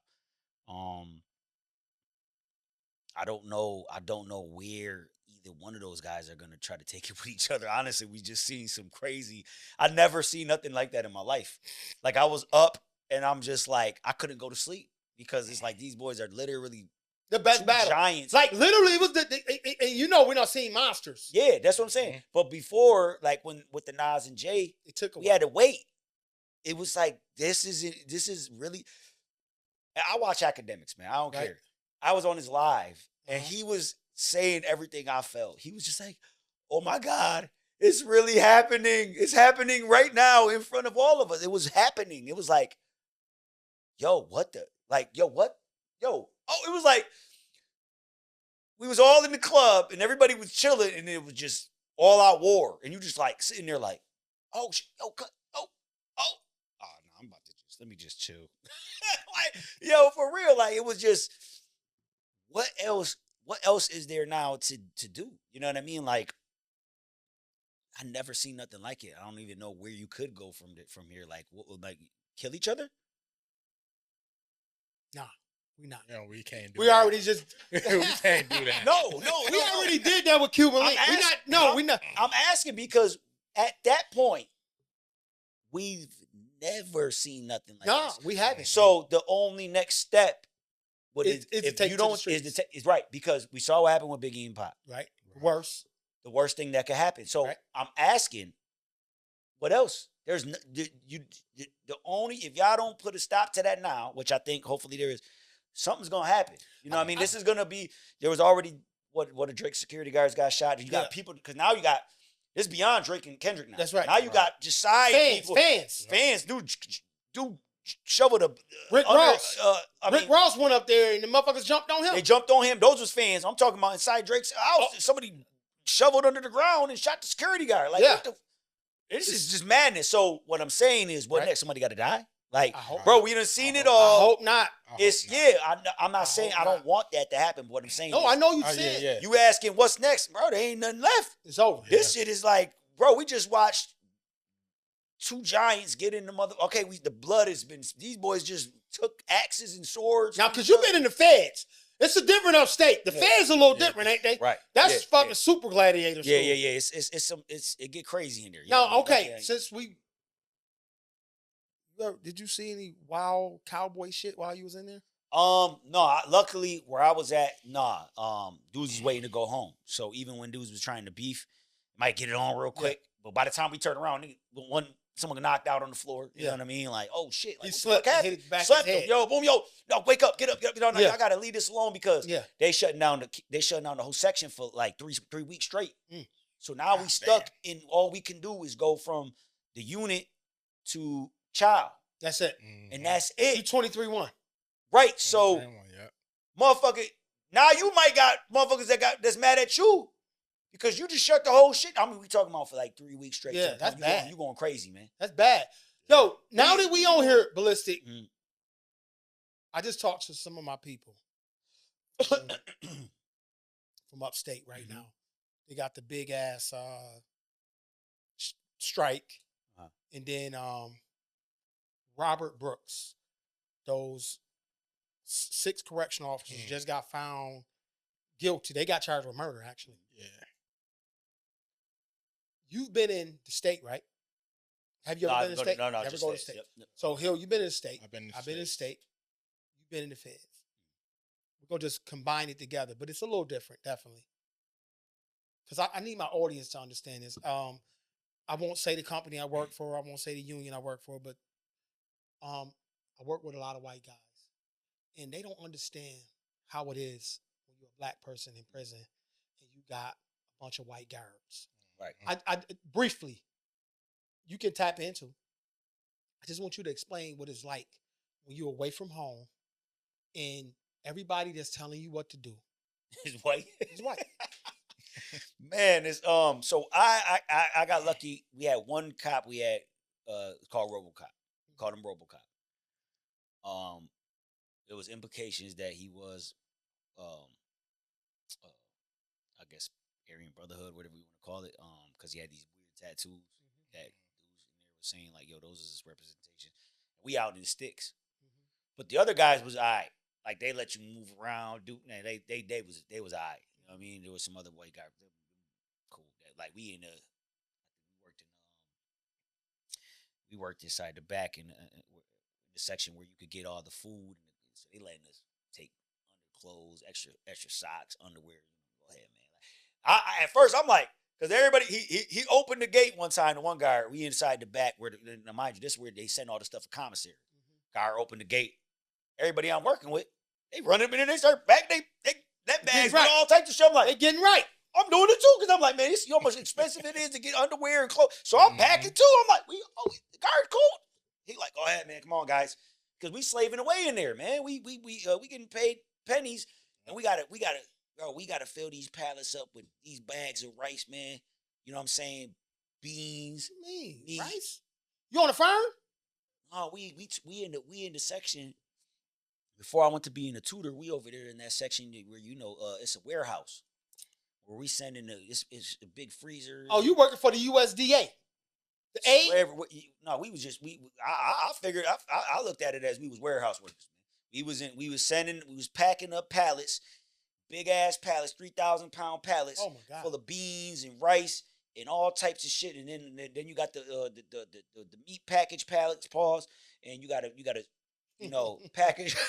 You gotta package them shits up, and you gotta make sure these pallets is filled up to send back to the section so they can eat for the inside in the camp. You know what I mean? So sending out, they packing up the trucks, and they going on pallet. They going. Oh, so y'all serving the whole prisons? The whole system. We the ones that's putting all the food on the pallets daily.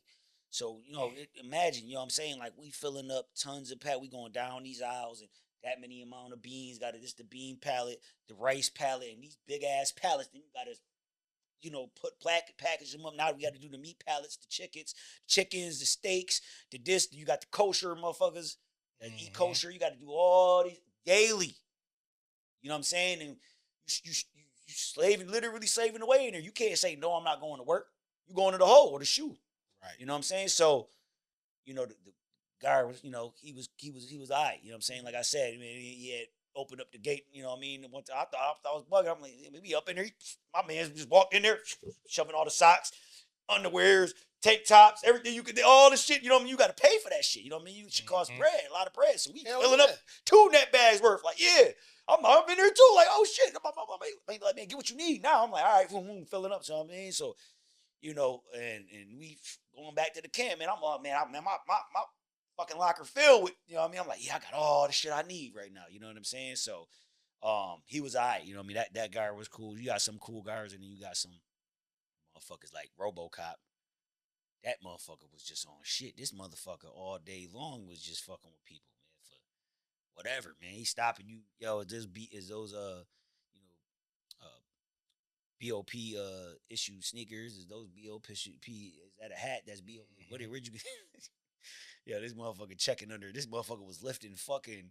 I'm walking on the yard, and this motherfucker lifting up fucking benches, like making motherfuckers get off the bench to lift under the bench, like look under the bench. I'm like, man, what the fuck are you looking under the bench for? Like, this motherfucker's playing softball out here and shit. What, you want to lift the whole bench up? So, and he was they shutting down. They was raiding our units, like raiding our units, right? For chicken and shit. I mean, obviously they was looking for drugs and shit like that too. You know what I'm saying? I know they was, cell phones, motherfuckers had everything. He was watching Pinky, all that. You living life. Right. So as you should be.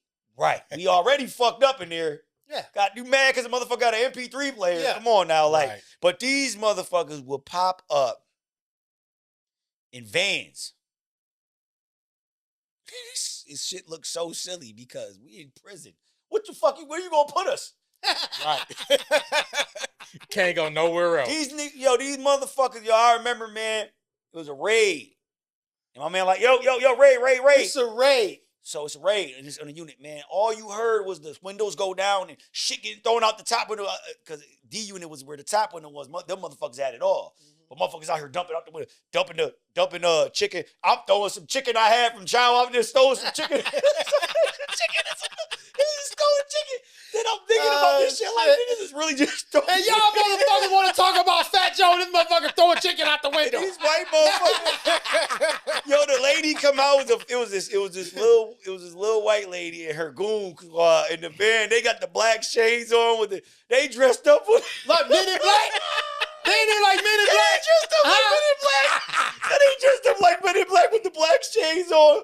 I said, oh, hell no. Get the fuck out of here. What the fuck is y'all dressed up like this for? Get the fuck out of here. Chicken and some fucking some hooch Right. and a cell phone. Yo, that shit was hilarious. Hell no, nigga, I wasn't in there long enough. Yo, bro.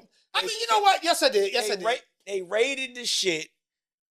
They're like, everybody out. Motherfuckers staring at them niggas like, nigga, we done got all rid of everything. We taking our time getting out this Get bitch. the fuck out of here. So, you just seen outside, though. It's cigarettes, it's chicken, fucking all that porn magazines. You can do these porn magazines. Cause you getting shots for all that. Niggas think they took my man Good Time 6 months for some oranges. Oranges, bro. He was Asian. He was an Asian cat. China, yo, bro, he was so funny, bro. Oh my God. He said, fuck the motherfuckers in the Good Time. Niggas said, fuck the Good Time. Listen, I work with an Asian She was dude. hilarious, bro. He's starting to realize he a nigga, though. Yeah, listen. Yo, at that point, yo, in there, everybody is, man. Like, yo, that shit was funny. He said, fuck that fucking 6 months. They could shove it up their ass. I was like, he's like, I want my oranges back. I was like, yo, imagine these motherfuckers, and it's all white motherfuckers, right? So, you raiding this section for what? Right. Some men trying to make their biz go a little smoother, some porn magazines, some cell phones to call home. I mean, I ain't gonna lie, it was some drugs. It was motherfuckers using steroids. Right. Motherfuckers was doing some, you know what I'm saying? But that's prison, though. Who cares? Motherfucker, what you gonna do? Lock them back up? Where you gonna put them? We here already. What did you say in the beginning? You said there's going to be some people that go in there and figure out how to get out and live right. Mm-hmm. There's going to be some motherfuckers that go in there and figure out how to do what they did better. Yeah, yep. That's what they do. Yep. And that's just life. Yeah, it's life. It is what it is. But no, this shit crazy. But the funny, you was just talking about that was the funniest shit, like, with me, with just white people, because, like, yeah, they don't understand. In your brain, like, where from a obviously now we just speaking from a minority's point of view, right? Yes, sir. Do y'all see how dumb y'all look? Mm-hmm. Y'all coming out, y'all pulled up in vans. They pulled up on all sides. I remember it was my man. Where we going? Yo, shout out to my man Ski from Baltimore. Baltimore Ski said, "Hey, yo, they rain." I said, "Rain? What the fuck they rain?" I was like, let me get this chicken, because I know there's a few things you can get shot for. I'm like, okay, baby. These motherfuckers jumped out. They dressed up. They knew they was coming to raid us that day. And they came in all black suits like they was with the black glasses. I'm like, man, what the fuck? Men in motherfucking black. You don't know how dumb you look? Like, yeah, they probably watching this episode right now, probably like, yeah, no, you don't know how dumb you look because you got yourself put in there. But you with us, motherfucker. Right. You with us. And you look just as stupid. Like, you could, once you rated, we here. Where else can you put us from here? Over there? Yo, we gonna move you from here to there. The only difference is you don't get as much time out the cell. And most people don't want to be out their cell. Now, that was the only thing that was fucking with me, because that's what they would do. So now they gonna do that 23. You only could go to So now the whole shit shut down, and you only could go to Chow and back. Yeah. So you in the fucking unit doing burpees, trying, man. It's me and my man having coffee competitions. Word.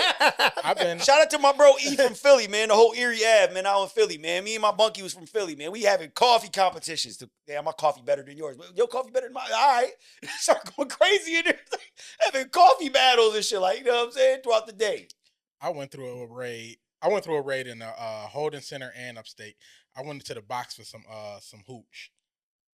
I was in there. I stayed away from. I ain't gonna hold you. I stayed away from that dude. They try to give me the one side. They're like, "Yo, Blitz, you going home soon, Buffalo? You want some?" I said, "Man, nah, I ain't doing." Nah, it wasn't upstate. I was in the Holden Center, and I was making hooch in my joint. This And I went. We got criminal, locked Wayne. down. We got locked down. I'm in the joint, sleep. How you gonna make hooch downtown? Man, you get everything you need. It's only like sugar, orange juice, and bread. It's a liquor store outside though. You can't get to that liquor store, dog. But I went to the I went to the whole alcoholic ass and in the Holden Center for some hooch. Damn. And Damn, you the only nigga I ever heard of that. and He couldn't wait. He said, "Fuck, I'm making this." He gotta hold that by himself, bruh. listen, I smoked some weed in the Holden I Center. don't give a fuck. I see Man, I niggas did it smoke all, weed, but you man. gotta be the only Fuck motherfucker I that know got a charge for hooch in Yeah, downtown. but I was asleep when they came to do the raid. Yeah, By the so time I got up, they was already in my room. They Yeah, was they- waking me up. yo, I was like, had I'm done. They was breathalyzing us while we was sleeping there, and I woke up Get in the motherfucker, mic, no, in my Balistic. face. They was breathalyzing us when we was asleep. So I woke up with you wake up with the motherfuckers in your face. They'll pull you out your bunk slam you on the floor right out your sleep. So that's how they was getting you to breathalyze. So if you was drinking that night, You fuck. you fuck. So a lot of motherfuckers would get drunk, fall asleep. These motherfuckers got this breathalyzer on the back of their flashlight and shit. They put right up to your mouth and it beeps, and the motherfuckers will pull you right out your fucking out your bunk, slam you on the floor. You going right to the shoe. You going to the hole. You know. So I just stayed away from all that shit because I was like, man, I got short time, man. I only got 2 years. I got some. You got priorities out here. Yeah. And I had to tell my man. Me and my man got it because I told you I was taking all. We was taking. I'm trying to get right in there. So I'm working out, eating my chicken and shit. So I'm taking the chicken now. You know, you get a shot for the chicken now. Now you get a shot for the chicken. My man lost his good time for fucking oranges. So I'm like, man, let me get some chicken, and then they kept raiding our shit. I told you they kept raiding our shit. They shut down the whole unit, and I had the chicken. My man would put the chicken in there, so I had to tell my man. I said, yo, bro, man, I can't put the chicken in. He's like, man, if it's only chicken, I said, bro, I can't do that, man. I'm supposed to go home in June. I look, telling my moms. I call my moms and my son. I can't come home until October because I got a ticket for some chicken. My mom gonna be like, that's some real nigga shit. my mom gonna be like, what you mean chicken? I'm like, your mom. You know, I lost my good time for some chicken. Fuck like, out of here. that shit just, I was like, you know what I mean? So it was just, Ballistic Man coming home right to the Popeyes, motherfucker. Yeah, I'm like, man, I can go home and get some chicken. I can come home and get some chicken. Like, man, I'm just gonna have to make do with what the fuck I got. You know what I'm saying? But you could, get the chicken in there for a pack of Jack Mac and shit like that. You know what I'm saying? So Ballistic, since we on the feds, now I'm 50, 36. I don't know if you've seen none of it, but I definitely did. Big Meech just came home. They was about to have I saw it. a big benefit concert for him. Yeah. Dude Cuffy saying Big Meech ain't right. I won't even say it because I till I see some, like, till they put some official paperwork out here, I'm not gonna say what the fuck they saying. But dude saying Big Meech ain't right. Now, you was in the feds. Is there any way possible for you to be in the federal system and what they saying Big Meech did to completely hide that paperwork? Is it possible? Because this dude saying Big Meech was a third party informant. He didn't need the paperwork because he was shaving time off if it was true. Right? If it was true, you wouldn't have needed it through Big Meech because Big Meech had somebody, a third party working. They went in return for them doing the work. They would have shaved time off for Big Meech. That's a very plausible. And it won't show. It wouldn't. They're gonna give Big Meech the credit off of what they're doing out in the streets. Now I can concur to that because shout out to my man Nino, aka Jamar Kelly. You already know what time it is. I was in the courtroom. I won't say the dude's name. I seen the motherfucker telling my man to get my man 50 years. He had 36 months to do in the feds. Not only did he get immunity the day he testified, he got 8 years knocked off his brother's sentence. Yeah, right. Right then and there. Right. I saw with my own eyes. So a lot of this shit that they saying, and you was in there, and you know, I'm going. I've never been in the feds, and I ain't never going. I ain't gonna do shit to do it, motherfucker. I'm on here podcasting. I'm a certified welder. Fuck the streets. I don't give a fuck about it. I love pussy. Wife, baby, I love you. You know what I mean? Yeah. You know what I'm talking about. Right. Daughter, I love you, baby. You in here. But I'm just telling you, y'all ain't gonna see me, motherfucker, because I ain't gonna do nothing to go. But Balistic Man, you just said. I might cut that shit out. But Balistic Man, you just said that there is a possibility that this situation could have happened. It's not. It can happen. It can happen. Yeah, because you could. So explain. Go ahead. I'm gonna get back. I want you to explain to us how this shit can happen. Okay, so if you have a subject that's already in prison, and then you have somebody that's outward, the investigators will give that person credit. Like if you have somebody coming in that you know, if you're in jail for 30 years or whatever, 20 years, 10 years, 5 years, and your brother or your cousin or whoever wants to go and cooperate on your behalf, the investigators that you're trying to go work with have the discretion to utilize that to shave time off. That is not even a. It's not even a question. It happens. This has been going on forever. You know what I mean? It's just something it's up to their discretion. You know what I mean? Like, so I don't know this case, but if she went and was doing work in return for his time sentence to be reduced, that is just been going on forever. You wouldn't need the paperwork, and he wouldn't need the paperwork in there because he's already in for what his crimes were. So she's working every single time. All right, we're gonna take this little bit off. All right, give us all. We're gonna take this little bit off. You know what I'm saying? They don't need to know he in there. For all you know, I'm in here doing 30 years, but you don't know I just got 15 years reduced. Right. When I'm going, I'm out. You know what I'm saying? As soon as the motherfucker say I can get the fuck about, I already served 10, and you know what I mean? I got a couple, you know what I mean? And good times still count. So now I'm gone. You know what I mean? Motherfuckers like, oh, this motherfucker had to do 20, 25. So that's not even rocket science. That shit just happens. That just, I mean, that's you talking about the federal government. Like, so let me say this to you, right? Yeah. Without even questioning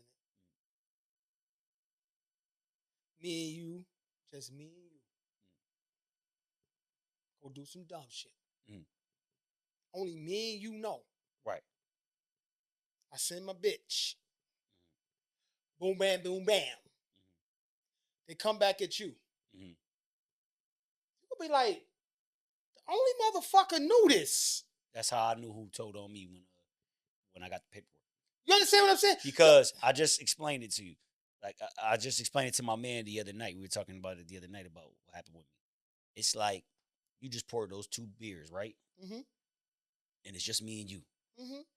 And I drank one of them beers, right? When you get the paperwork, it's just going to say my name and blank name and 2 beers, and Bliss drank the beer that day on this day. You ain't even got to think about it. You're going to remember this shit. You're going to be like, or I sold you this pink device on this day. Yeah. I sold you this pink device on this day. It's just the paperwork is going to say your name, a pink device, and whoever the CI's name blacked out that you sold it on this day. What the fuck? This ain't, you know what, motherfuckers be making shit way more rocket science than it is. It should be. That's why a lot of these real agents be laughing at us, because they make it seem way more complicated than it is. It's not. Just read the fucking paperwork, bro. You remember that? I remember I gave you this motherfucking pink device on this day, and on it say this motherfucker, y'all 2 were together on this day with the pink device sold and the name's fucking blacked out. Motherfucker, I don't need the fucking, what the fuck? I don't even need the attorney for that. Give me my time. You about to spend $30,000 on the attorney to tell you that shit, though. Let me tell you this. This real talk, right? See, I'm not saying I got smart, period, right?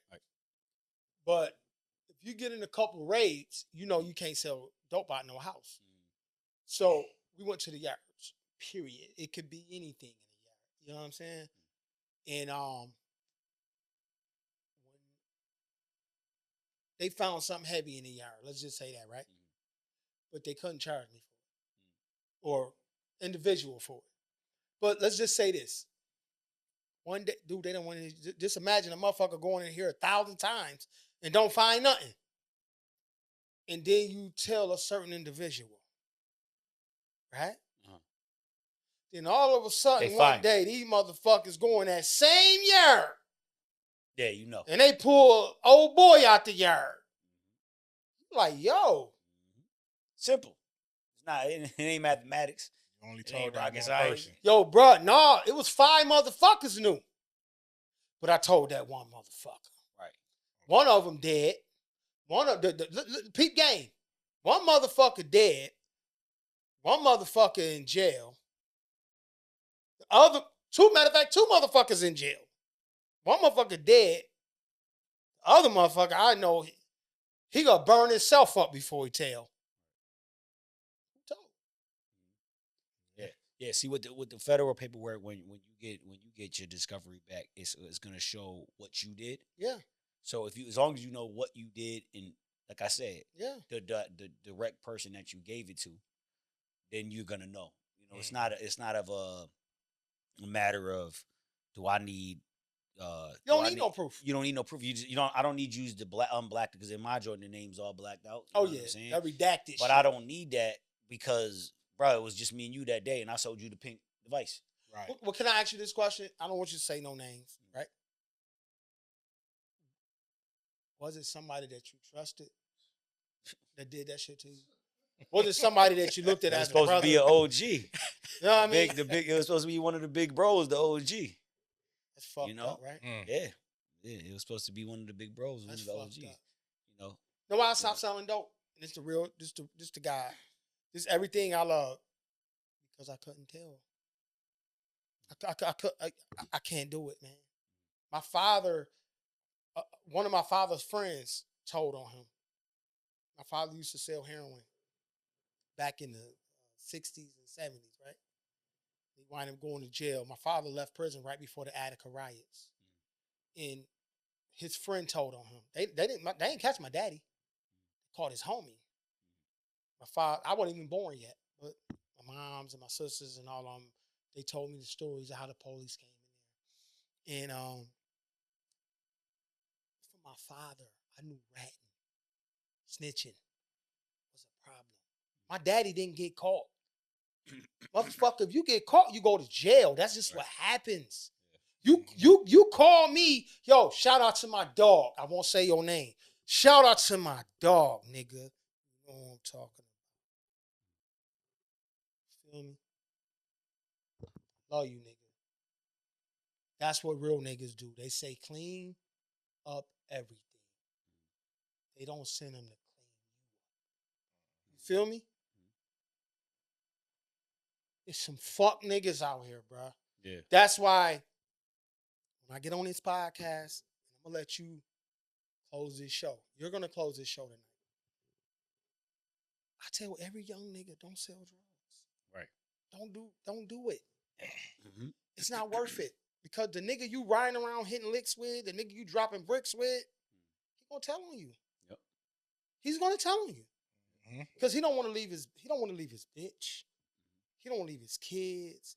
He don't want to stop taking care of his moms. He's going to shit on you. Your bitch better than his. You what I just said? Your bitch better than his. Your kids go to a better school.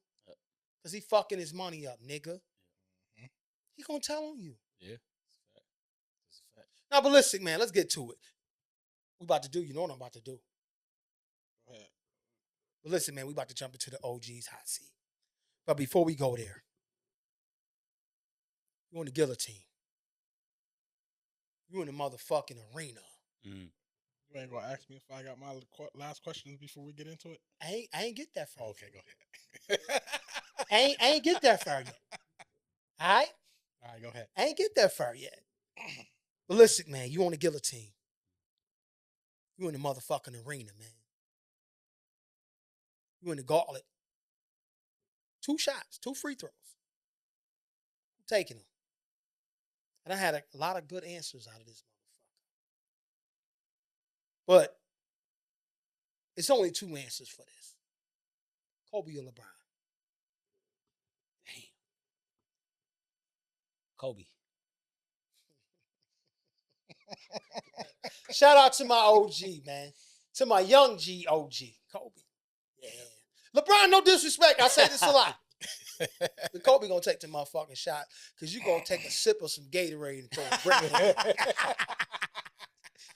Yeah, Kobe was like that. Now, we get right into the OG's hot seat, man. We got Balistic Man. We about to get his raw, authentic answers. Balistic Man, rap GOAT all time. You ain't gonna ask me my question. That's crazy. Pause, motherfucker. Ooh, rap GOAT of all time. Rap GOAT. Man. All time rap GOAT. Eminem. Damn. That's a first. Hell yeah. That's a first. That's the first. Drake will be up there too. I will give him up there. But as far as pure bringing hip hop to like raw hip hop, Tupac's my favorite artist. Yeah, so that's number one on my list. On some real shit. But I thought in the Ballistic, I'm coming 100,000%. Earthquake shaking. I thought you was gonna say Pac. You surprised me. With yeah. But give it to me. But you asked. Give it to me. You asked a universal general question. Yes, sir. And that's Eminem. Literally is the GOAT as far as like the sales, the record show. Pac is my favorite artist. Eminem will be probably number 2. Drake's up there too. The just difference is that certain records he has are more melodic and not hip hop. Would it be considered hip hop? There's some reggae joints. There's joints that are diversified that. But as far as just straight raw hip hop, I would say Eminem would have to be number 1. Dope. Shout out to Eminem. Shout out to him. Basketball GOAT of all time. Michael Jordan. That ain't her, y'all. It's not. That's really not her. LeBron again. Okay. Love Bron, man. But I love Bron too. But come on, it's man. MJ. It's Michael Jordan. You know what I mean? Shit, Yeah. LeBron had on Jordans at one time, right? Yeah, man. Come on. Now this is a good one right here. This is a good one. Cause see now, Dad, your heritage, Fat Joe, favorite gangster movie of all time. The Godfather. Damn. Yep. 1. My nigga. No. My nigga. Yeah. Gotta keep it real, man. Gotta keep it official. That's my favorite one. It's the death in The Godfather is there's no other movie like that. And we're talking about straight just in movies in general. The Godfather has one of the most. It's like the Bible in gangster form. The depth between every line it makes it watchable over. You'll never ever be able to get all the depth in The Godfather. Yo, let me tell y'all motherfuckers something, right? Okay. I know it's gonna be some more artists on Balistic Man's level, right? Benny the Butcher, shout out to you. Shout out to Benny. But I'm gonna tell y'all motherfuckers this. That nigga said it right on the first time.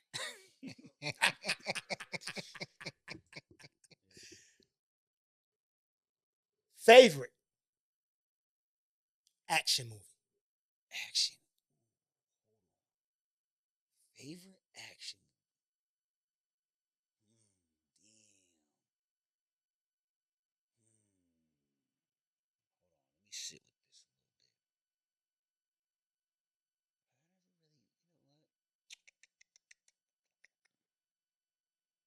Damn, man, I'm trying to think.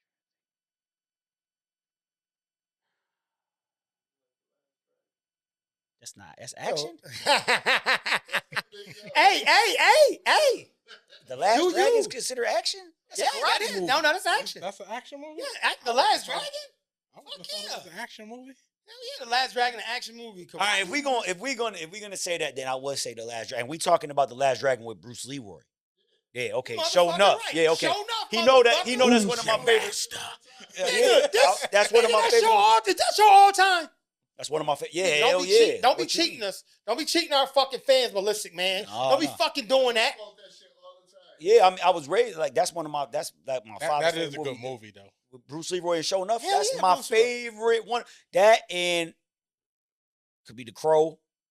That's a good one too. Yo, But who is the fuck that a else said thriller or that? is that action? Did anybody else say The Crow? No, that's action. That's action. This is action fucking movies. See, because I'm real. When I start putting them in, I'm like, man, that's karate, that's thriller, that's no, you know. action. When I start We're talking about action, I think Jackie Gangster. Chan. No, but remember this. Mission Impossible type. Gangster, you can't mistake that shit. No, you can't mistake in that. But action, You could kind of. Who the fuck? We done had a motherfucker come on and say Karate Kid for action. Fuck yeah. Yeah. Hell yeah, Karate. Motherfucker said Karate Who Kid. said Karate Kid? Motherfucker, I don't know. I'm gonna have to go back and see. Yeah, go look, motherfucker. But you said I would say Last Dragon. Last Dragon. One of my favorites, man. Show Who's enough. the Who's master? the master? Who's the master? Show enough. Yo, that motherfucker started glowing too, didn't he? He came out that Yeah. water. Whooped his ass. Motherfucker turned around. He Bruce had the Lee bullet in his Roy, mouth. He caught the bullet. Yeah. He said, I am. I was like, I want to be just like Bruce Leroy when I was little. We didn't. I'm sorry. I love Bruce Lee. My father and them covered the Bruce Lee era. We wanted to be Bruce Leroy. Lee, motherfucker. We wanted to be Bruce Yo, Leroy. I thought I was Bruce Lee. Shit. Shit, ha. Yeah. Yeah. I That used was to me. love Bruce Lee. Bruce man. Lee was a You know what I'm beast. saying? Oh, But then when fucking Bruce damn. Leroy I love came that though. Oh, Bruce Leroy. All Yeah. day. Oh man, he When changed that the whole motherfucker game. started glowing, He had the shit. baddie too. She passed Got away in your real life too. fucking That mind, man. didn't she? Yeah. Yeah, she passed away, man. Oh my God. Listen, y'all. All right. Y'all. Now, Yeah. Balistic Man. All time favorite gangster. This individual, Balistic. Gangster. Real life or actor? Now, you see, I got a couple actors on the wall. I got a couple real niggas up here. I might Right. be just one of them motherfuckers. Tony Soprano would be my act in the movie. I mean, he's just all time. Tony Listen, Soprano. all time, period. Yeah, I would say Tony Soprano. Tony's a fucking Soprano. That motherfucker. Rest in peace, James Gandolfini. That motherfucker. That character is just forever etched in my. He was something else. Now I'm gonna tell you this. I've never said this, never asked the question. I don't even know if you could call the scene, but if you could, that motherfucker. When he had a lot of motherfucking moments. Yeah. You know what I'm saying? Is it one particular scene or moment that you can recall from Tony Soprano out of that whole series? What they did, like 6-7 years 6-7 runs. that he did? Is there anyone that you could recall? Nah, it's not. It's the whole embodiment of. He said a lot of words without saying anything with his face. He's the only person that could talk with his just eyes. I mean, there's a lot of actors that's like that. A lot of people that were like that, just that character in general. But pure size, strength, brains, to be running a family at that in the modern age. Obviously, I'm speaking of this also too because if we were gonna, obviously, I would say the Corleone, you know what I mean, family and the Godfather, you know what I mean, would be the number one. But just Tony's, just who he was just way different. If we talking real gangster in real life, probably say Gotti. Probably would say Gotti. He was a gangster, like real gangster through and through. That's why, you know, a lot of people would disagree, but you wouldn't probably say that to his face. You know what I'm saying? Like that dude was just he was 100%. You know what I mean? Like I watched some documentaries about Gotti, and I was like, yo, that motherfucker went in. Like, How many of us wanted to be I thought I did. Till I heard that motherfucker, when they said they gave that motherfucker all them years in life, they said that motherfucker walked into the next room, and the first thing he said to the security guard was, man, the government really knows how to stick it to you. They're charging me $2 million for the restitution. That's dope. You just got like 3 life sentences. Yeah. Mm-hmm. What type of, you gotta be somewhere else. Like, it's Because just you know that motherfucker. When you know what you did, Balistic Man. Yeah. Right. Yeah. But yeah, I mean, he just did some shit that was just like, it was like, oh my God. You know what I mean? Like, it's unbelievable. So that, you know, but Tony Soprano, just as far as like the characters wise, I think his character had so much depth that you never seen as far as gangster characters. Not just one moment. It's just him. He was more realistic. He was the most realistic as they get. You know what I mean? That was real. That was real. Like as real as you can get to a real gangster. I think on TV. I mean, you probably had some in the Wire as well, but what he was doing was just authentic. It was a little bit of he had a little bit of everything. He had a little bit of, let's say, prejudice in him. He was just real. You know what I mean? He was mocking people. He didn't shy away from the truth. The truth is like Tony would have been saying some things that would have got you canceled. Yeah. In motherfucking 2025. You know what I'm saying? And Right. It was just like he was that. He was gangster. He was a family. He was everything he was gonna be. But at the same time, towards the end of the season, he just fully became who he was, and it was just like a switch. At first, he was trying to have some sort of humanity left, and it just went right off the cusp. I can't say who the dude was. They did a real documentary on the guy that Tony Soprano played. Yeah, Vincent Palermo. He wasn't nothing like Tony. Yeah, he was a little bit. He was as far as like the but he wasn't compared to like the character. Like that character was something else. You know what I'm saying? Like that. He was the only person that could bring that character to life. You know what I'm saying? That shit was different. So, Balistic Man. I asked every guest. Before I ask you this, I want to say shout out to Trick in Detroit. Trick said something. I watched the interview he did the other day. And all I'm going to say is this. Never quit. That's it. 3 people. Any 3 people you choose, whether they're dead or alive, that you could speak to right now.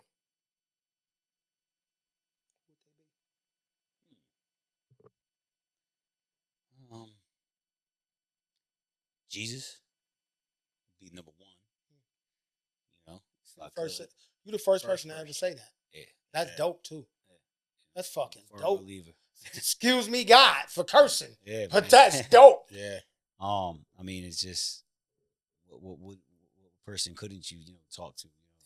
Like better than Jesus. You know what I'm saying? Dope. Like, I ain't riding your baloney pony, but that was dope, bro. Yeah, man. I think about that every day. Man. What would I say to Jesus? Every dope. day. You know what I mean? I always think about that. What would I say to Jesus? You know what I mean? Just because just the information that I have, available, just what I would, just what you could learn from, Jesus, you know what I'm saying? So I'll leave that, I guess, to y'all interpretation of whatever you want to take it. But that would be probably the first and only person I would really care about talking to. Yeah, I mean, as far as musical wise, I would love to talk to Tupac, get some insight from him. And as far as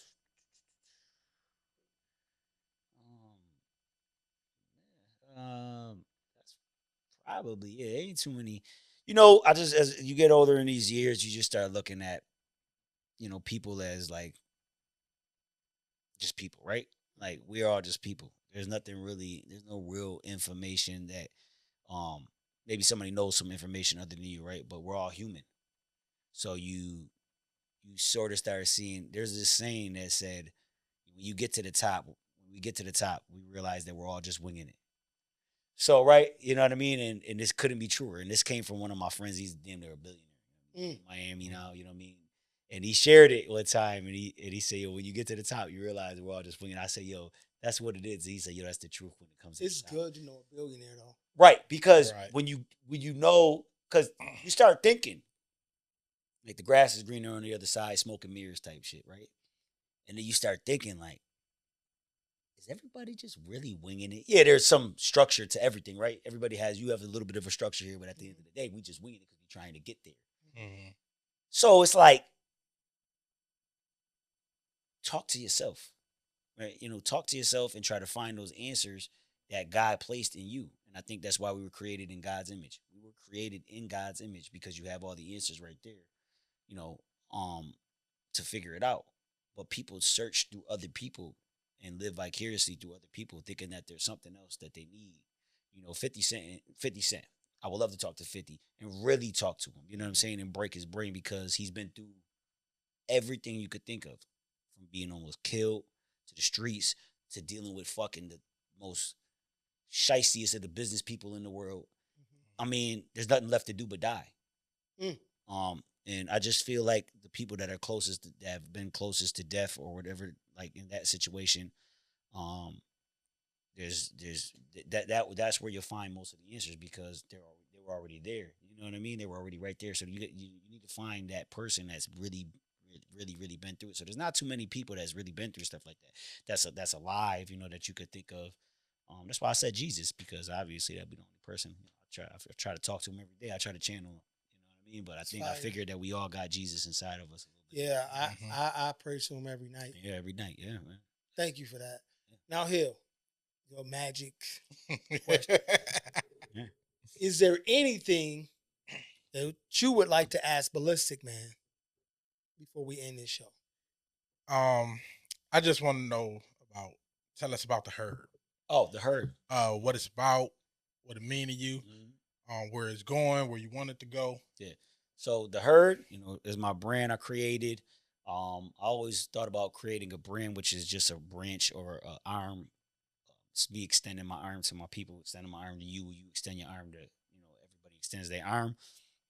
And one day I was sitting there randomly just watching a video about buffaloes, and we from Buffalo, obviously. So I just always keep that in the back of my mind. And they were talking about how buffaloes, when they're out as a herd and a storm is coming, they're the only mammals that just start running towards the storm, while the other animals start running from the storm.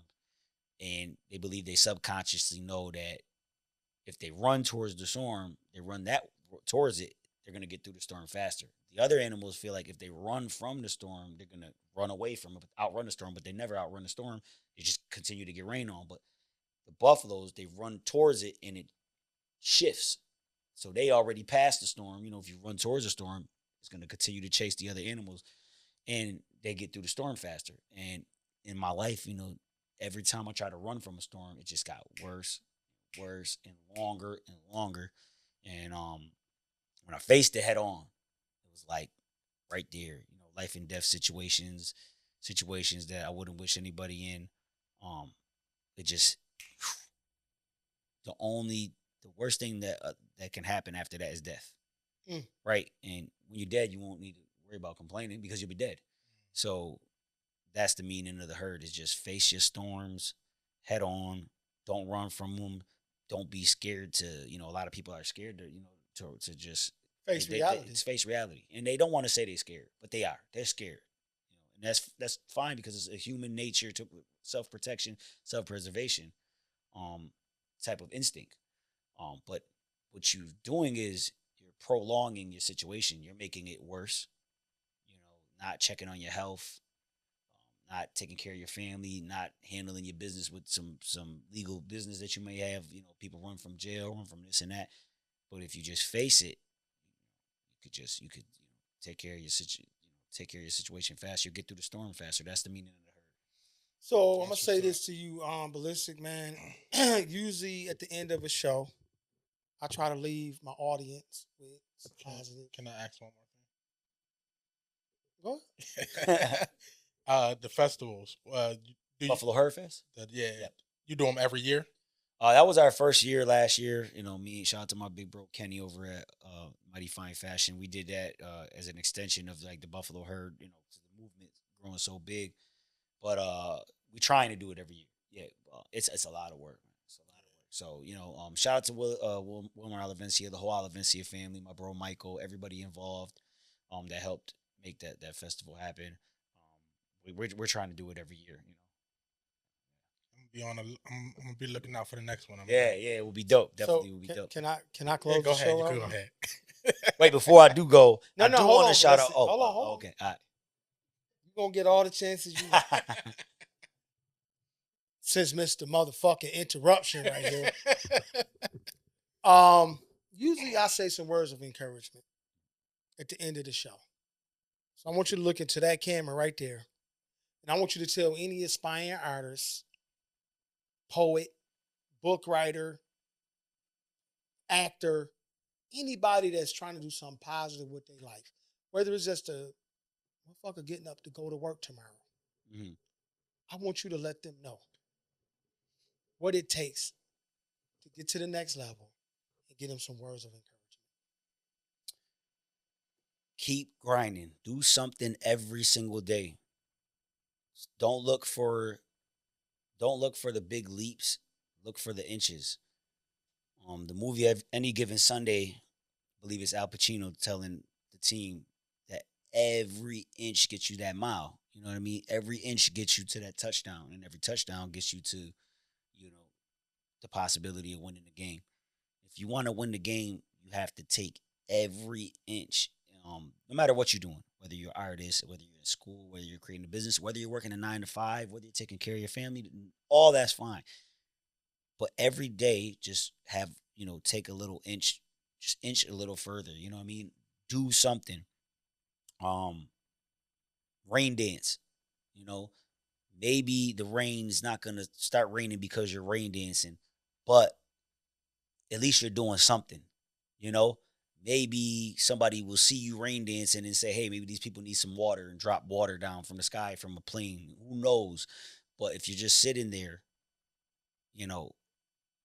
not doing anything or just talking about doing something, nothing's going to happen. Nothing ever came from, something never came from nothing. So you have to do something, just continue to have to just keep grinding. We all been through those dark moments where you feel like, maybe nothing's going to happen, and you have to know that there's light at the end of the tunnel, and it's not going to probably happen the way you expected it to happen. I didn't expect a lot of things to happen the way, but I kept grinding and kept pursuing and kept, just going out there and just grinding and things happen. You know what I mean? And that's the best encouragement I could give you is that every day, look, when you're trying to get strong, it's not for you to get strong through your strongest moments. It's for you to be strong through your weakest moments. That's what it's there for. So people could feel good in those good moments. But what about when you're going through the worst moments of your life? That's what you're working to get strong for. And you got to build yourself up to that so that on those days when you don't feel like doing nothing, when you feel down, when you feel discouraged and you don't feel all great like you used to, that's when you're going to pull out that strength that you need. So keep grinding, and you'll get to where you want to go. And thank you for that. I hope my fans, I hope my listeners, I hope my viewers paid attention to what the Balistic Man just said. Balistic Man, if there's any shout outs you want to give, this the perfect time to do it. Yeah, I got a shout out to my peoples over at Eyes Exclusive, man. Shout out to my big bro, Dr. Bob, Chase, everybody out at Eyes Exclusive, the whole family at Eyes Exclusive. We do got these bust downs as we were just talking about, these custom Cardis right here. So they got the new bust downs that they're doing. These are official Cartiers. They're done custom made right at Cartier. They're the only, Eyes Exclusive is the only authorized dealer in Western New York for Cartier. Yeah. Yep. So they're the only authorized Cartier dealer and official authorized Cartier dealer in Western New York. So if you want to get some official custom lenses and glasses, some bust downs, Cardis like these, they got more than Cardis too. They got all types of stuff. You can get them all customized. Go see my peoples at Eyes Exclusive. Tell them Balistic Man sent you. Dr. Bob, what's up? And join the herd, That's pretty much it. Shout out to the herd, man. Shout out to the OG's Perspective for having me on. I really appreciate y'all time, man. I really appreciate you, finally making this happen, man. This was dope, man. I enjoyed myself. Trust me. Me too. I really did. I enjoyed myself. Y'all know how we do, man. It's your boy Big Heem, King Hill, and our special guest today, Balistic Man. Y'all know how we do, man. OG's out and fucking deuces, baby. Yes, sir.